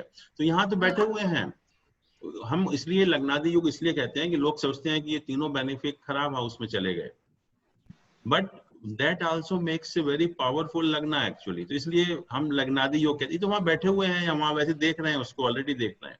हाँ, शुक्र जो है 12वें घर को देख रहा है, जुपिटर 8वें घर को देख रहा है, लग्न को देख रहा है, जुपिटर वहाँ बैठा हुआ है। हाँ, वो तो बैठा ही है सेकंड हाउस में। हाँ, तो लग्न बिकम्स वेरी स्ट्रॉन्ग। तो शुभ कर्तरी योग बन गया ना सर? हाँ, वही शुभ कर्तरी कहें या लग्नादि योग कहें, तो उसी टाइप की पोजीशन यहाँ आ जाती है। हाँ जी, हाँ जी। तो ये इसमें जो सबसे इम्पोर्टेंट है कि जो लग्न है, लग्न जो है बहुत स्ट्रॉन्ग है, सन उसका उच्च का है, 9th हाउस में बैठा हुआ है, भाग्य स्थान में जो। अच्छा, ये केतु और जुपिटर साथ में होने से प्रॉब्लम नहीं होगी? कल मैंने आपको वही बताया था, क्या कौन सा योग बताया था, जो है गुरु चांडाल योग। ये गुरु चांडाल योग बन रहा है? हाँ, जुपिटर और केतु साथ साथ हैं और बहुत पास में हैं। देखिए, जुपिटर 3 डिग्री का है और केतु 6 डिग्री का है।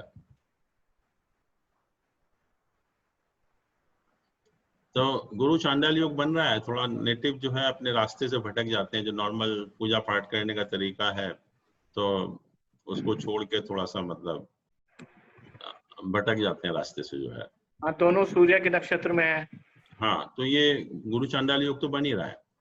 बट यहाँ मंगल, जैसे मैंने कहा, पंच महापुरुष योग तो है ही है, बट मंगल इज आल्सो योग कारक। यहाँ पर मंगल जो है 9th हाउस का भी लॉर्ड है और ये 4th हाउस का भी लॉर्ड।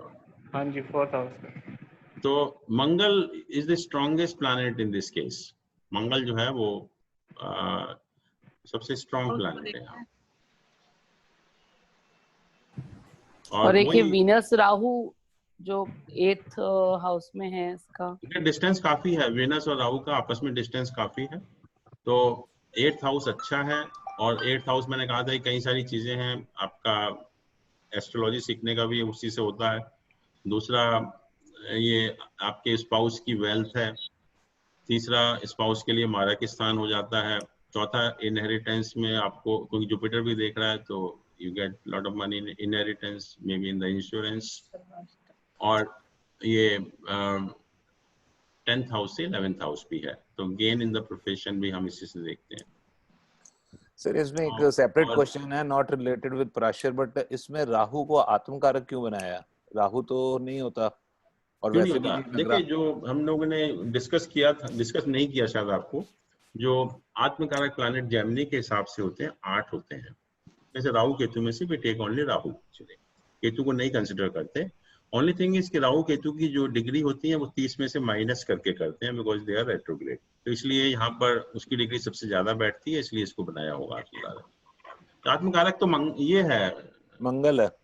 नहीं, मंगल तो अमात्य कारक है। ये है राहु को बताया हुआ आत्मकारक। बट हमने अभी उसमें जेमिनी में पढ़ा, उसमें राहु केतु को नहीं लिया उन्होंने। नहीं, उसमें जो देखिए, जेमिनी में भी कई सारे सिस्टम है। कुछ लोग 7 को लेते हैं, कुछ 9 को लेते हैं, बट जो मोस्ट एक्सेप्टेबल है वो 8 का है। उसमें राहु केतु में से हम राहु को लेते हैं। That is most acceptable one actually. तो ये प्लैनेट की पोजीशन है। यहाँ मंगल हम कहेंगे बहुत स्ट्रॉन्ग है और लग्न जो है बहुत स्ट्रॉन्ग है। 8th हाउस बहुत स्ट्रॉन्ग है। दशा देखिए, दशा राहु की चल रही है और राहु में शनि, 212 की है सर। 212 की चल रही है दशा। अच्छा, एक चीज और है, राहु और केतु को पहले, दूसरे और 7वें और 8वें में सबसे खराब मानते हैं। तो दशा कैसी मानी जाएगी, महादशा? राहु इज नॉट इसमें 8th हाउस में, बट क्योंकि जैसा मैंने कहा कि इनके अपने रिजल्ट नहीं होते हैं, जिन प्लैनेट के साथ में बैठते हैं उसके रिजल्ट होते हैं। हाँ जी, हाँ बिल्कुल। क्योंकि जब 2 मैलेफिक प्लैनेट की दशा चलती है तो वो बहुत अच्छी नहीं मानी जाती है। Rahu Saturn particularly, this dasha is not supposed to be good actually, और इसमें लाइफ में काफी प्रॉब्लम भी आती है।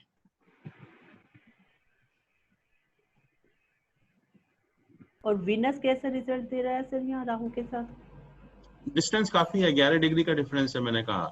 तो वीनस तो अच्छा ही देगा, वीनस तो अच्छा रिजल्ट देगा। 10th फ्लोर है, वीनस के रिजल्ट अच्छे हैं। और सेकंड हाउस को देख रहे हैं, देखिए second house is again very strong house, क्योंकि उसके उसमें जो जुपिटर और वीनस दोनों का एसोसिएशन है, तो from the wealth point of view, it's a very good house actually. And so Rahu will behave like Venus for this person. Maybe like Venus or like Venus you can say. तो वैसे result अच्छे हैं, but जब ये दो malefic planet की दशा चलती है तो डेफिनेटली रिजल्ट बहुत अच्छे नहीं मिलते, उसमें लाइफ में काफी प्रॉब्लम आती है।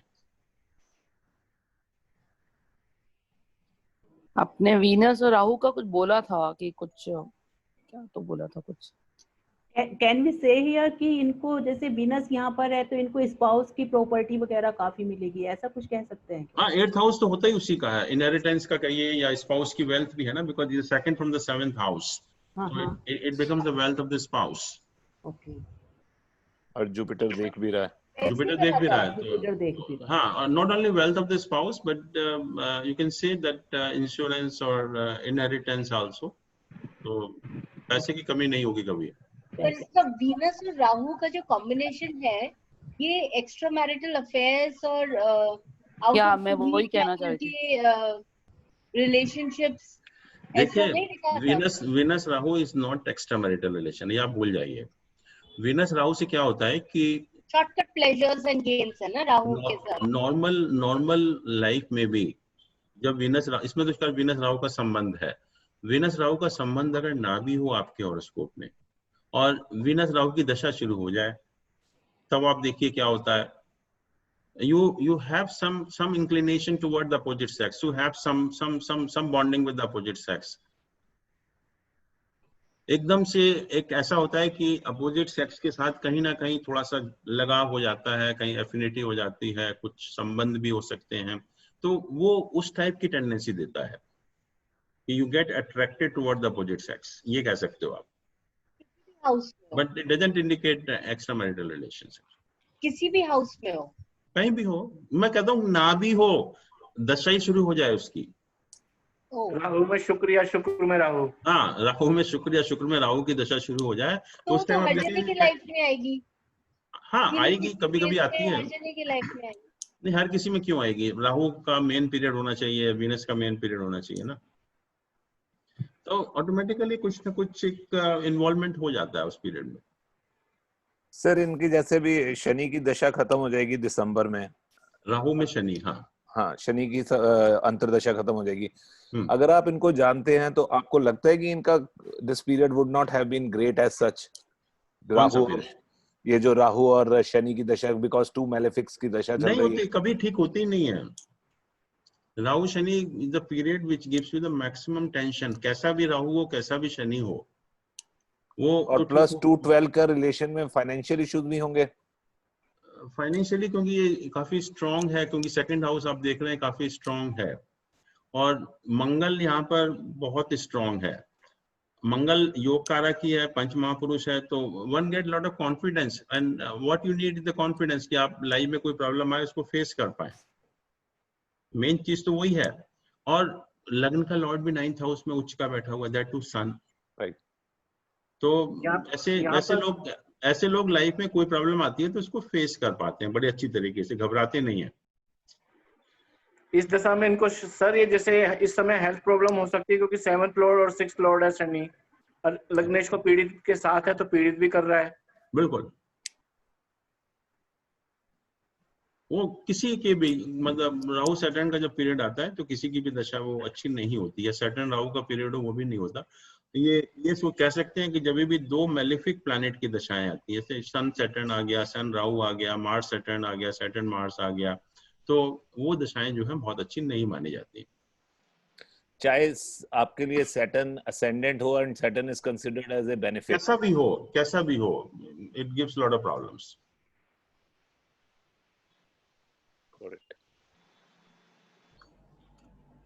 इसका ये D9 चार्ट भी बता दीजिए।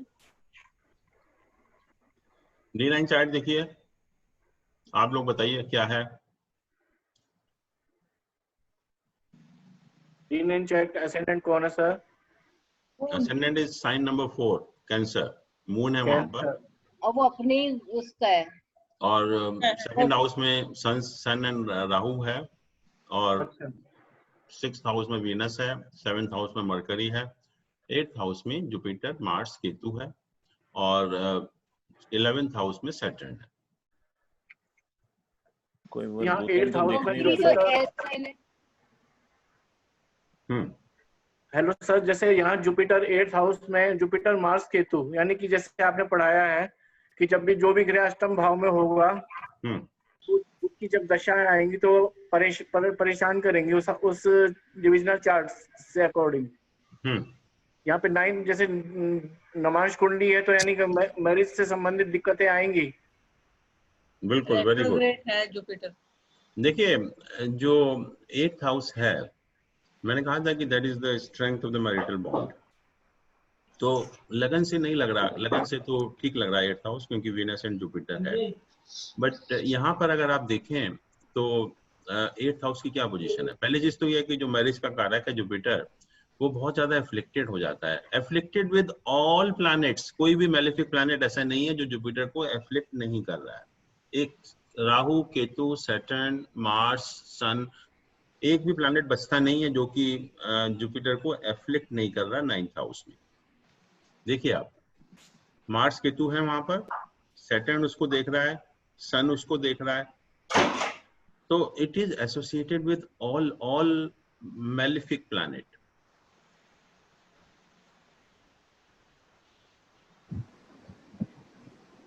है ना। जुपिटर इज द कारक फॉर मैरिज और 9th हाउस जो D9 चार्ट है वही हमारे मैरिज का चार्ट है, मैरिज एनालिसिस चार्ट है। 8th हाउस हमारा इंडिकेट करता है प्रॉब्लम इन द मैरिज। और मैंने कहा था कि किसी भी डिविजनल चार्ट में जो प्लैनेट 8th हाउस में होते हैं, किसी भी डिविजनल चार्ट में जो भी प्लैनेट 8th हाउस में होते हैं, उनकी जब दशा अंतर्दशा ऑपरेट होती है तो they give you death like effect, death like effect.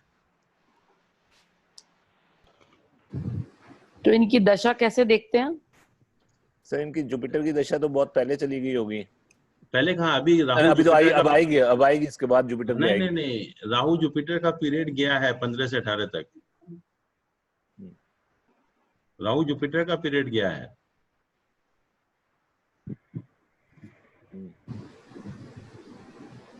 आप ये देखिए, जुपिटर जो है ये 3 सितंबर 15 से लेकर 24 जनवरी 18 तक जुपिटर का पीरियड था।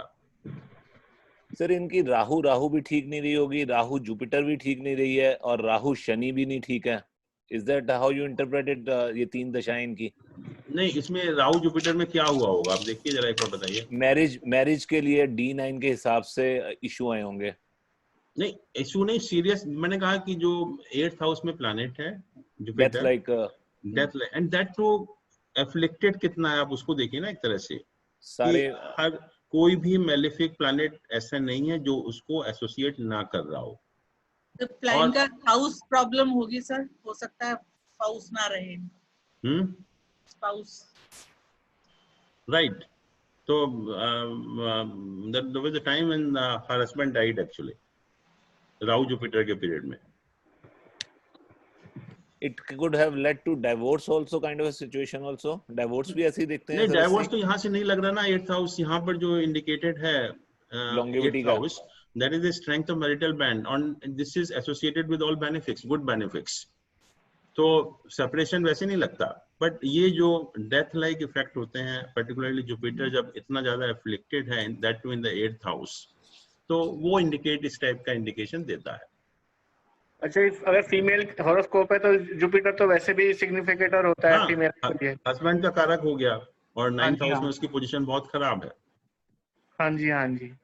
तो ये this is the role of divisional chart. जब आप एक डिविजनल चार्ट आप पढ़ेंगे तब पता लगेगा कि लग्न चार्ट से हम कुछ नहीं बता सकते unless we take the help of divisional chart in the individual aspect of the life. We cannot make predictions. और यहाँ क्लियर कट इंडिकेशन दे रहा है D9 चार्ट। जो जुपिटर वहां बहुत अच्छा लग रहा था, नवांश चार्ट में बहुत ज्यादा एफ्लिक्टेड हो गया। only जो strength of the horoscope is Sun and the Mars. तो मंगल जो चौथे घर से 10वें को देख रहा है, दैट मीन्स ये काफी एनर्जेटिक भी रहती हूँ। हाँ बिल्कुल, वो सन और मार्च जिसका स्ट्रांग होगा तो एनर्जेटिक तो होगा ही, वो इससे ज्यादा एनर्जेटिक क्या होगा। और मंगल महापुरुष योगी नहीं बना रहा, वो तो सीधा वो भी है, योग कारक भी है। अच्छा सर, जैसे आपने बताया इनके हस्बैंड की डेथ हुई, क्योंकि ये लगन कुंडली सिंह लगन वाला नमांश बताया ना आपने। हाँ, तो जैसे यहाँ नंबर 4 साइन कैंसर। हाँ, नमांश लगन कुंडली में जो सिंह लगन से बनी बताई थी आपने अभी जन्म पत्री, वही ना। तो यहाँ पे सेकंड हाउस में जो जुपिटर का बैठना, क्योंकि वो 7th हाउस से 8th हाउस में भी है, वो भी ठीक नहीं है उसका लगन कुंडली में बैठना वहाँ पे। नहीं, उससे नहीं कह सकते। सेकंड हाउस 7 से 8 बैठा है। नहीं, उससे नहीं कह सकते। अच्छा, लगन कुंडली में जो सप्तमेश है वो नीच का भी है, ये 9th हाउस में है। ये मैंने कहा कि भले ही वो नीच का हो, it is posited in the 9th house. केंद्र का लॉर्ड त्रिकोण में होना इस वंडरफुल राजयोग। आप उसको उस निगाह से मत देखिए कि वो नीच का है, केंद्र का लॉर्ड त्रिकोण में है। अच्छा, हाँ, मतलब कुल मिला के फिर यही हुआ कि नवांश कुंडली में जो उसकी जो हुआ अष्टम भाव में, वो सबसे ज्यादा बेड रहा उसके लिए। बस Navamsa side gives the clear indication. हाँ जी, हाँ जी। तो इससे एक क्लियर इंडिकेशन मिल भी रहा है इस चीज का जो है। तो anyway, this is how we discuss. अब नाउ आई थिंक आप लोग पूछिए क्वेश्चन जो भी पूछना चाहते हैं आप लोग।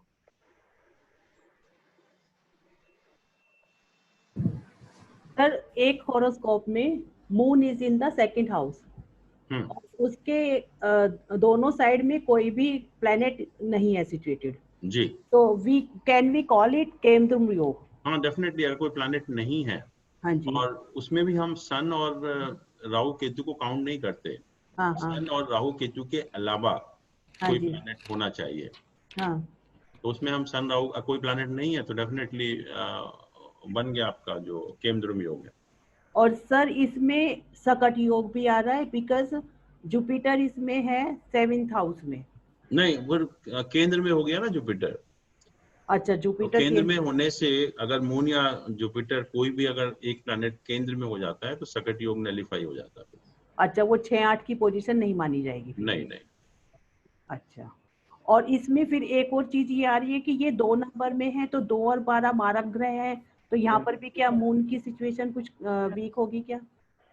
ये मारक इज डिफरेंट थिंग एक्चुअली। मारक का ये मत समझ लीजिए कि दशा आएगी तो मार देंगे आपको।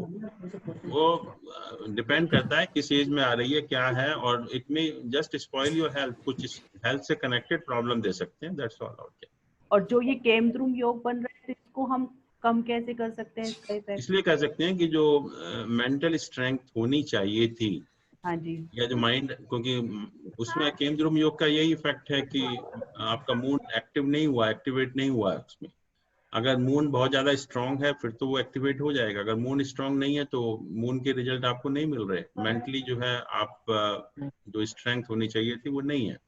हाँ, तो वो मून की डिग्री भी केवल 3 है, तो वो मून की डिग्री भी नहीं है। डिग्री है किस साइन में प्लेस्ड है, किन प्लैनेट का एस्पेक्ट है उसके ऊपर, ऑल दोस थिंग्स। हाँ, वो सारी चीजें आपको देख के फिर अगर स्ट्रांग है moon then it is okay.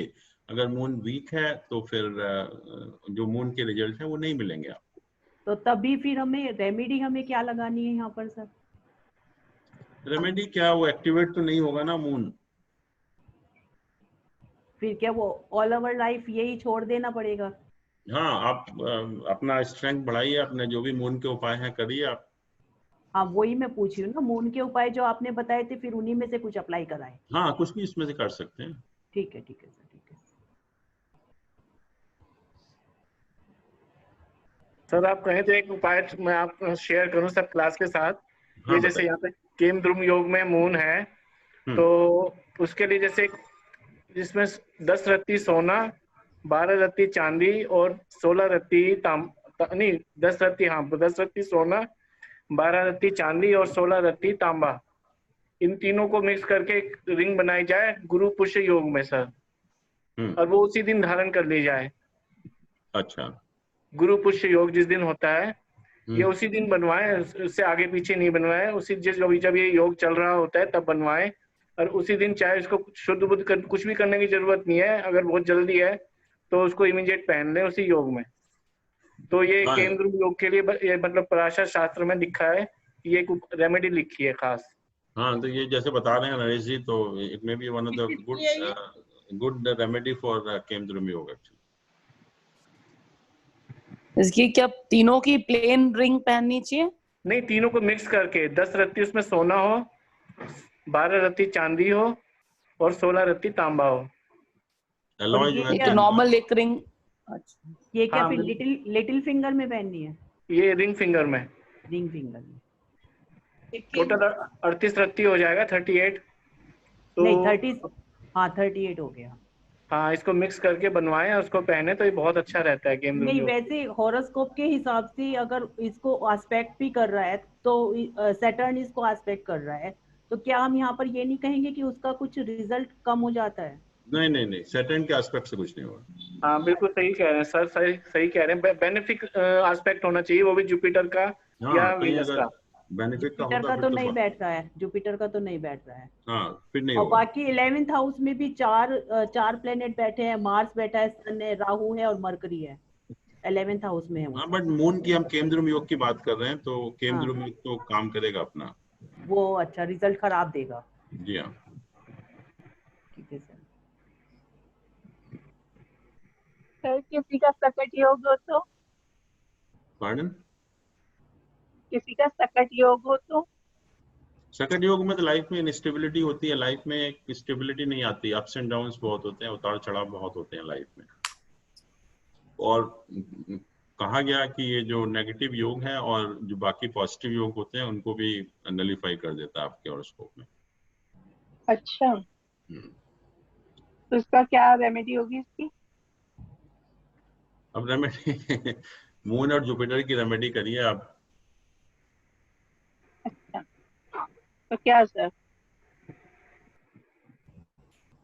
Moon का जैसे कोई भी, जैसे शिव जी की पूजा है या सफेद चीज का दान करना है। अच्छा, हाँ, या चांदी के गिलास में पानी भी पी सकते हैं। चांदी के गिलास में पानी पीजिए, और भी अच्छा है। सर रेमेडी से कुछ होता है? क्यों नहीं होता? क्या होता है? दवाई खाते हैं तो हमारी बीमारी कम तो होती है ना, ठीक तो होती है। अगर हमें बीमार होना है तो हम कोई दवाई ना खाएं, दवाई तो खानी होगी ना। मेरे एक्सपीरियंस के हिसाब से तो कुछ नहीं होता, जो होना है वो होकर रहेगा। मैंने कहा कि ये सब कर्मों का फल है आपके, और मैंने कहा था 3 तरह के कर्म होते हैं। अगर बहुत ही दृढ़ मूल वाले हैं तो फिर आप कुछ भी करते रहिए, कुछ नहीं होने वाला, लेकिन हो सकता है कि आगे की लाइफ में वो काम करें, इस लाइफ में कुछ रिजल्ट ना मिले आपको। तो और कुछ लोगों का आप देखते हैं कि जरा छोटा सा उपाय करते हैं तो उनको फायदा हो जाता है। तो ये सिर्फ जो बैलेंस है कर्मों का उसके ऊपर डिपेंड करता है। तो ये कहना कि काम नहीं करते, दैट इज रॉन्ग एक्चुअली। काम करते हैं, डेफिनेटली काम करते हैं, और उसका इफेक्ट भी होता है काफी। अब जैसे एक छोटी बात शेयर करूं, सर को, जैन सर को ही वो एक माइग्रेन पेन होता था, इन्होंने रेमेडी की, अब बिल्कुल नहीं होता।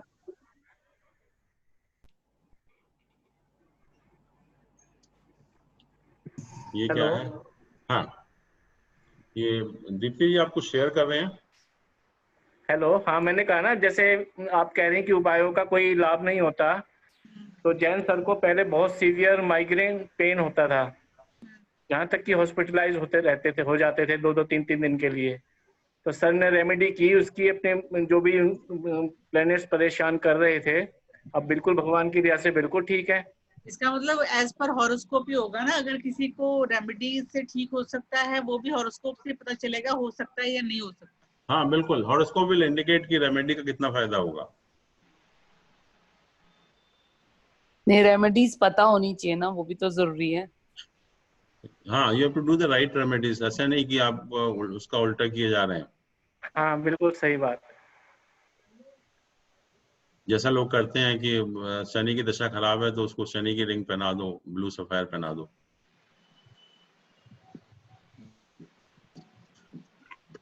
किसका हॉरोस्कोप शेयर किया हुआ दीप्ति जी? ये मेरा चल ही नहीं रहा है, हाउ डू? अच्छा, आई कांट अनम्यूट। आपकी आवाज तो आ रही है। कोई बात नहीं। हाँ, वो अनम्यूट नहीं कर पा रहे हैं। सॉरी, मेरा लैपटॉप थोड़ा इश्यू दे रहा है। ये मैंने एक हॉरोस्कोप शेयर किया है, ये इस हॉरोस्कोप में अकॉर्डिंग टू दिस अपना कहते हैं, अगर राहु केतु के सारे प्लैनेट्स एक तरफ हैं तो काल सर्प दोष योग बनता है। बिल्कुल। Is it like that? हाँ ठीक है। राहु केतु तो बड़ा डिम आ रहा है तो इसका काल सर्प हाँ दोष बिल्कुल। हाँ हाँ, सारे प्लैनेट राहु केतु के बीच में है तो काल सर्प योग है ना? ये बिल्कुल काल सर्प योग है, तो इसका कोई सोल्यूशन नहीं है। इसे क्लियर कट काल सर्प योग है। पूजा होती है इसकी।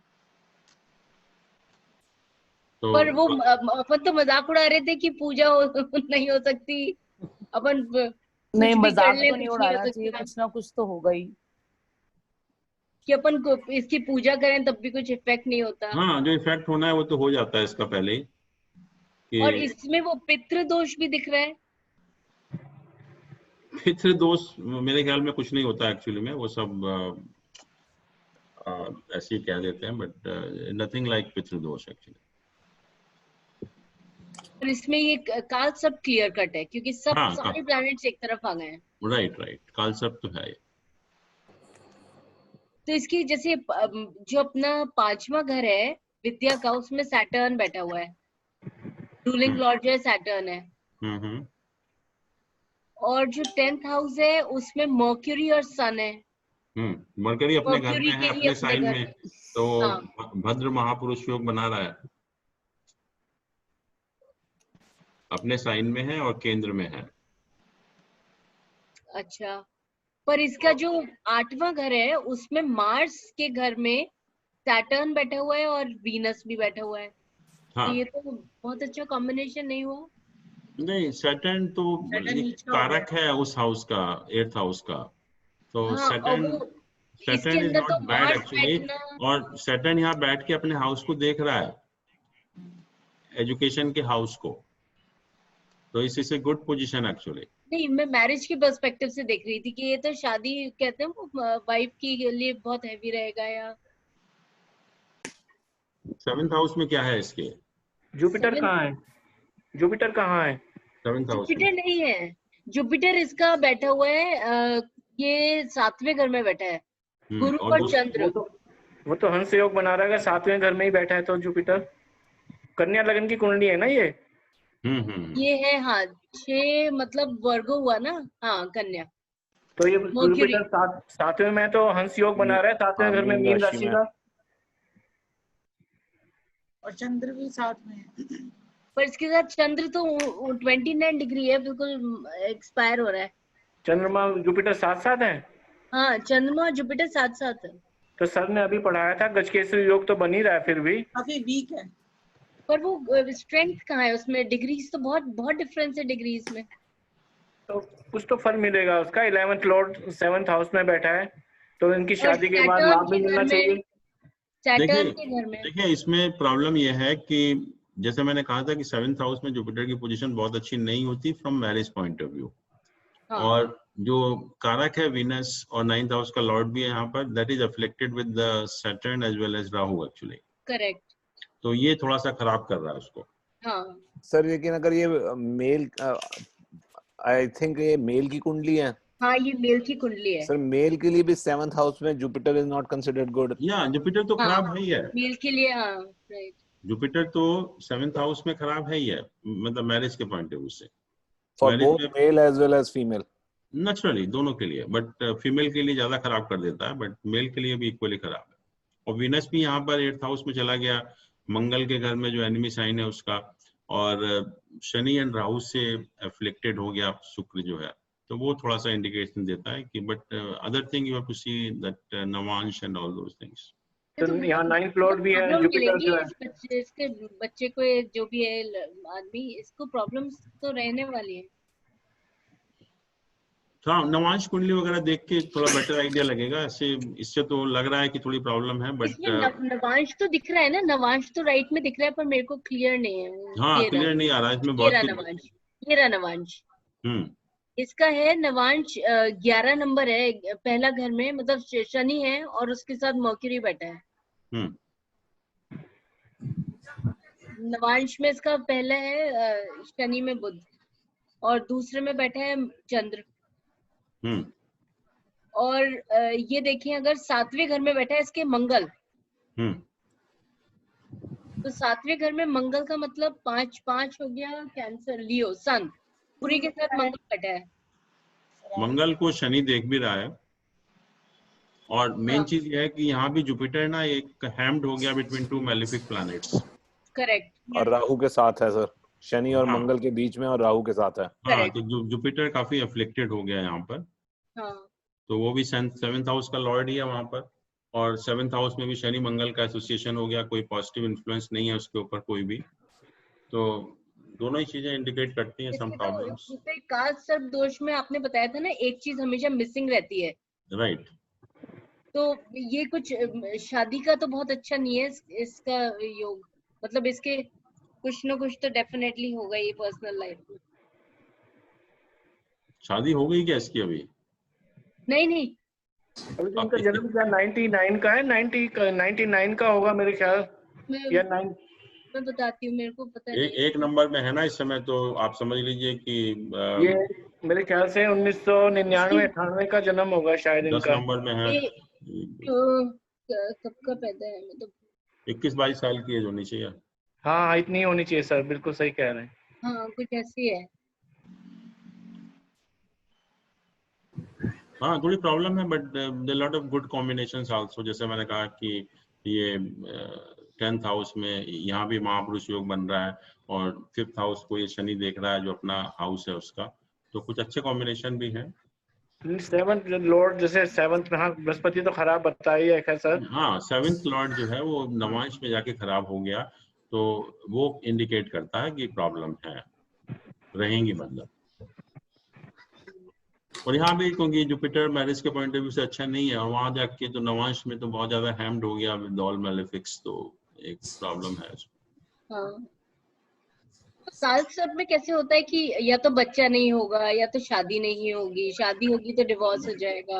हाँ, मैरिज में कोई लैक हुआ, मैरिटल हैप्पीनेस में कोई लैक कर रहा है, कोई बच्चों में कर रहा है, कोई हेल्थ में कर रहा है, कोई किसी के प्रोफेशनल में कर रहा है, तो कहीं ना कहीं एक लाइफ के एस्पेक्ट में प्रॉब्लम रहती है। कहीं ना कहीं एक आध चीज हमेशा मिसिंग रहती है। राइट।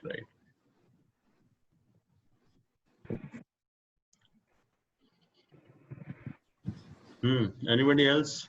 कोई भी? हम लोग आगे क्लासेस कंटिन्यू कर सकते हैं, आप सब लोग अभी हैं। हाँ, अब कई लोगों ने लिखा है क्लासेस कंटिन्यू करने के लिए, तो आप लोग बताइए अगर आप इंटरेस्टेड हैं। हाँ, इंटरेस्टेड है। यस सर, हाँ जी, बिल्कुल इंटरेस्टेड है। तो एक काम कर सकते हैं कि जैसे सुधीर जी भी कह रहे थे, थोड़ा सा गैप रखते हैं, 1 वीक का गैप रख लेते हैं। मेरे बीच में 15-20 दिन गैप देना, गैप दे लीजिए, लेट अस कंटिन्यू। 1 महीने का गैप रखिए साहब, 1 महीने का गैप रखिए, 1 महीने का गैप रखिए। 1 महीने में तो 1 महीने में तो सब गड़बड़ हो जाएगा। 1 महीने में तो you will back to the square one. Back to square one gap करने की जरूरत क्या है? 1 हफ्ते का बस, ओनली 1 वीक का गैप। नहीं, 1 वीक का गैप, नेक्स्ट टू नेक्स्ट ऐसा करते हैं कि 1 वीक का गैप रखते हैं। हाँ, वो गैप ठीक, इतना ठीक रहेगा। और इन द मीन टाइम जो भी इंटरेस्टेड है they can write to me, वो बता दें मुझे कि कौन कौन इंटरेस्टेड है, तो वी विल हैव सेम। वो डाल दीजिएगा ना अपना अकाउंट डिटेल्स, हम आपको उसी में फीस डाल देंगे। हाँ, वो 15 सेशंस का वही रखेंगे इसी टाइप से। हाँ, और आप मुझे बता देना, ग्रुप में बता दीजिए। सर तो रेडी है सब, अभी बता दिया। आप प्लीज अपनी डिटेल्स भेज दीजिएगा, तो हम लोग फिर ठीक है, तो कर सकते हैं, वी कैन कंटिन्यू, कोई प्रॉब्लम नहीं। क्योंकि ज्यादा गैप रखने से क्या होता है ना कि हम सब भूल जाएंगे, जो भी अभी तक पढ़ा है ना वो वापस 0 पे आ जाएगा। सही कह रहे हैं सर, बिल्कुल ठीक। हाँ, क्योंकि एस्ट्रोलॉजी में हम लोग सोचते हैं कि हम आज पढ़ते हैं कि बहुत याद हो गया, और अगले दिन बिल्कुल भूल जाते हैं। इसलिए मैं आप सबको एडवाइस करता हूँ कि एक नोटबुक अपने पास रखिए, और जो भी कोई अच्छा पॉइंट मिले एकदम से नोट कर लीजिए उसको। That is the only way by which we can remember everything. Otherwise तो बहुत जल्दी भूलते हैं। कभी कभी ऐसा होता है कि बुक्स में बहुत अच्छा पढ़ते हैं हम लोग, और हम कहते हैं कि तो बहुत अच्छा पॉइंट है, याद हो गया, तो अगले दिन बिल्कुल गायब हो जाएगा। एक वो पुरानी कहावत है ना सर कि पान का जो पत्ता होता है उसे पलटना चाहिए, वरना वो खराब हो जाएगा। हाँ। ऐसी रोटी जो होती है तवे पे अगर उसको पलटेंगे नहीं वो जल जाएगी। और लास्ट लाइन जो है वो कि विद्या जो होती है उसको हमें दोहराना जरूरी है, वरना हम उसको भूल जाएंगे। हाँ, विद्या तो इसीलिए कहते हैं जितना आप पढ़ते हैं या बोलते हैं या पढ़ाते हैं तो उतना ही बढ़ता है, आपको भी फायदा होता है उसमें। बिल्कुल सर, मेरा एक क्वेश्चन है, अभी नरेश जी बोल रहे हैं, जैसे उन्होंने केंद्रम योग के लिए विंग बताई, तो जैसे सकट योग भी हो और केमब्रुम योग भी हो तो भी रिंग पहन सकते हैं? हाँ पहन लीजिए, फायदा ही होगा आपको, कुछ ना कुछ तो लाभ ही होगा। नरेश जी बहुत एक्सपर्ट हैं पर्टिकुलरली। नहीं, मैं वही कहना चाह रही थी अनिल जी कि आप नरेश जी को तो बिल्कुल अपना असिस्टेंट बना लीजिए, मतलब he is like just an extension of you. He is more than assistant actually. He is very knowledgeable person and particularly in and we should all get inspiration from him कि आप उसको देखिए कि मतलब exactly मैं वही कह रही थी। He is doing so well actually. बहुत नॉलेज बहुत है। हाँ, मैं तो हमेशा अप्रिशिएट करता हूँ उनको, मैंने कहा कि कमाल है बिल्कुल जो है। हमारे ग्रुप में एक नरेश जी हैं और एक रवि जी हैं। हाँ, रवि जी को really learned in this field. हाँ, रवि जी को काफी, रवि जी तो मुझे लगता है काफी दिनों से सीख रहे हैं। हम लोग तो खैर बच्चे हैं क्या आगे। हाँ, रवि जी ने भी काफी दिनों से सीख रहे हैं, बट नरेश जी को तो बहुत काफी सालों का एक्सपीरियंस है। मैंने सारा कुछ सुधीर जी, लेकिन हमारे मैन ऑफ द मैच तो सुधीर जी माने जाएंगे। हाँ, डेफिनेटली सीखा है, सबसे ज्यादा तो मेहनत की है। स्टार ऑफ द ग्रुप हम कह सकते हैं कि फर्स्ट वही आए हैं। नहीं, he is the star of the group actually. सबसे ज्यादा जो मेहनत की है, सबसे ज्यादा सिंसियरिटी दिखाई है, वो सुधीर जी ने दिखाई है, and he is learning also. चलिए, आपका बहुत बहुत धन्यवाद। मगर मैं चाहूंगा कि जो हमारे आपके जो लेफ्ट एंड राइट हैं, रवि जी और नरेश जी, ये 15 दिन तक हम लोगों के डाउट आपकी हाँ बिल्कुल, देखिए क्लियर करते रहें इसी ग्रुप में। मेरा मानना देखिए ऐसा है कि ग्रुप में ही लिख के अगर हम अपनी समस्या बताएंगे और शेयर की जाएगी तो बाकी लोगों के लिए भी फायदेमंद है। Naturally it's a wonderful method of learning.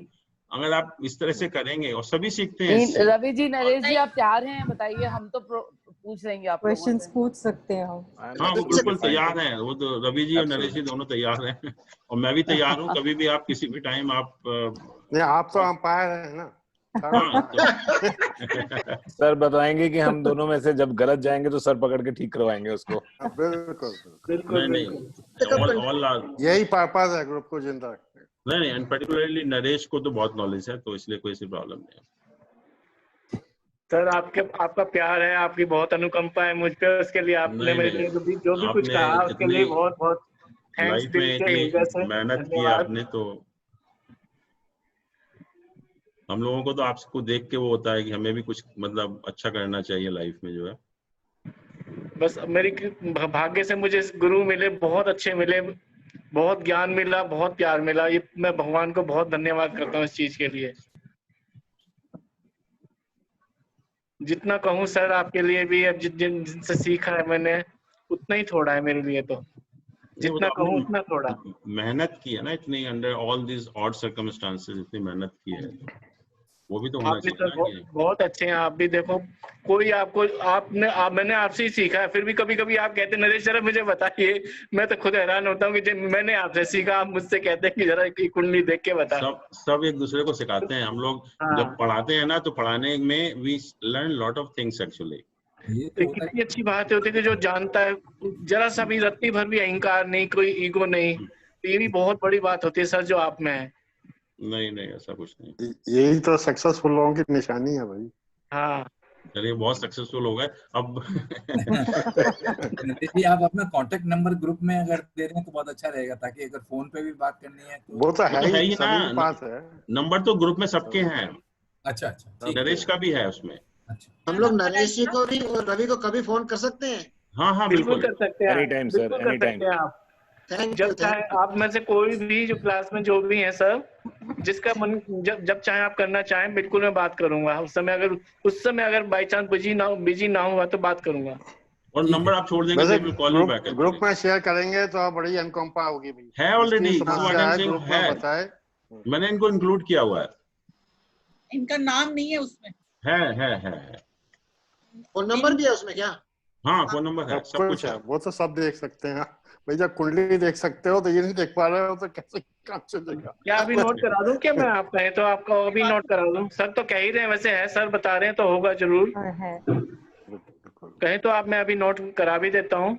हाँ, आप लोग नोट कर लीजिए। नंबर अपीयर हो रहा है मगर नाम नहीं आ रहा है। उनका है, दोनों का है नंबर। सबका है, नहीं, ऐसा हो ही नहीं सकता। रवि का तो है मगर इनका नरेश जी का नहीं है। आपका एक्चुअली आपका नाम नहीं लिखा हुआ है नंबर के साथ में एडजस्ट नाम नहीं लिखा हुआ। एक बार बता दो भैया, बता दो एक बार। हाँ जी लिख लीजिए 921 2431 2431 861। Thank you Naresh. हाँ जी थैंक यू। और रवि जी का तो है ही इसमें। रवि जी का है। तो हम लोग ऐसा करेंगे, आज नेक्स्ट वेडनेसडे 5 तारीख का है, तो 5 की छुट्टी रखते हैं, वी स्टार्ट फ्रॉम 12 और यही टाइम रखेंगे फिर। यस यस ठीक है फिर, आई थिंक तो। Thank you sir. चलिए, we had a wonderful time. Thank you everyone. Thank you sir. बहुत मजा आया, बहुत अच्छा लगा। And we are continuing. Okay then, bye bye bye. Bye.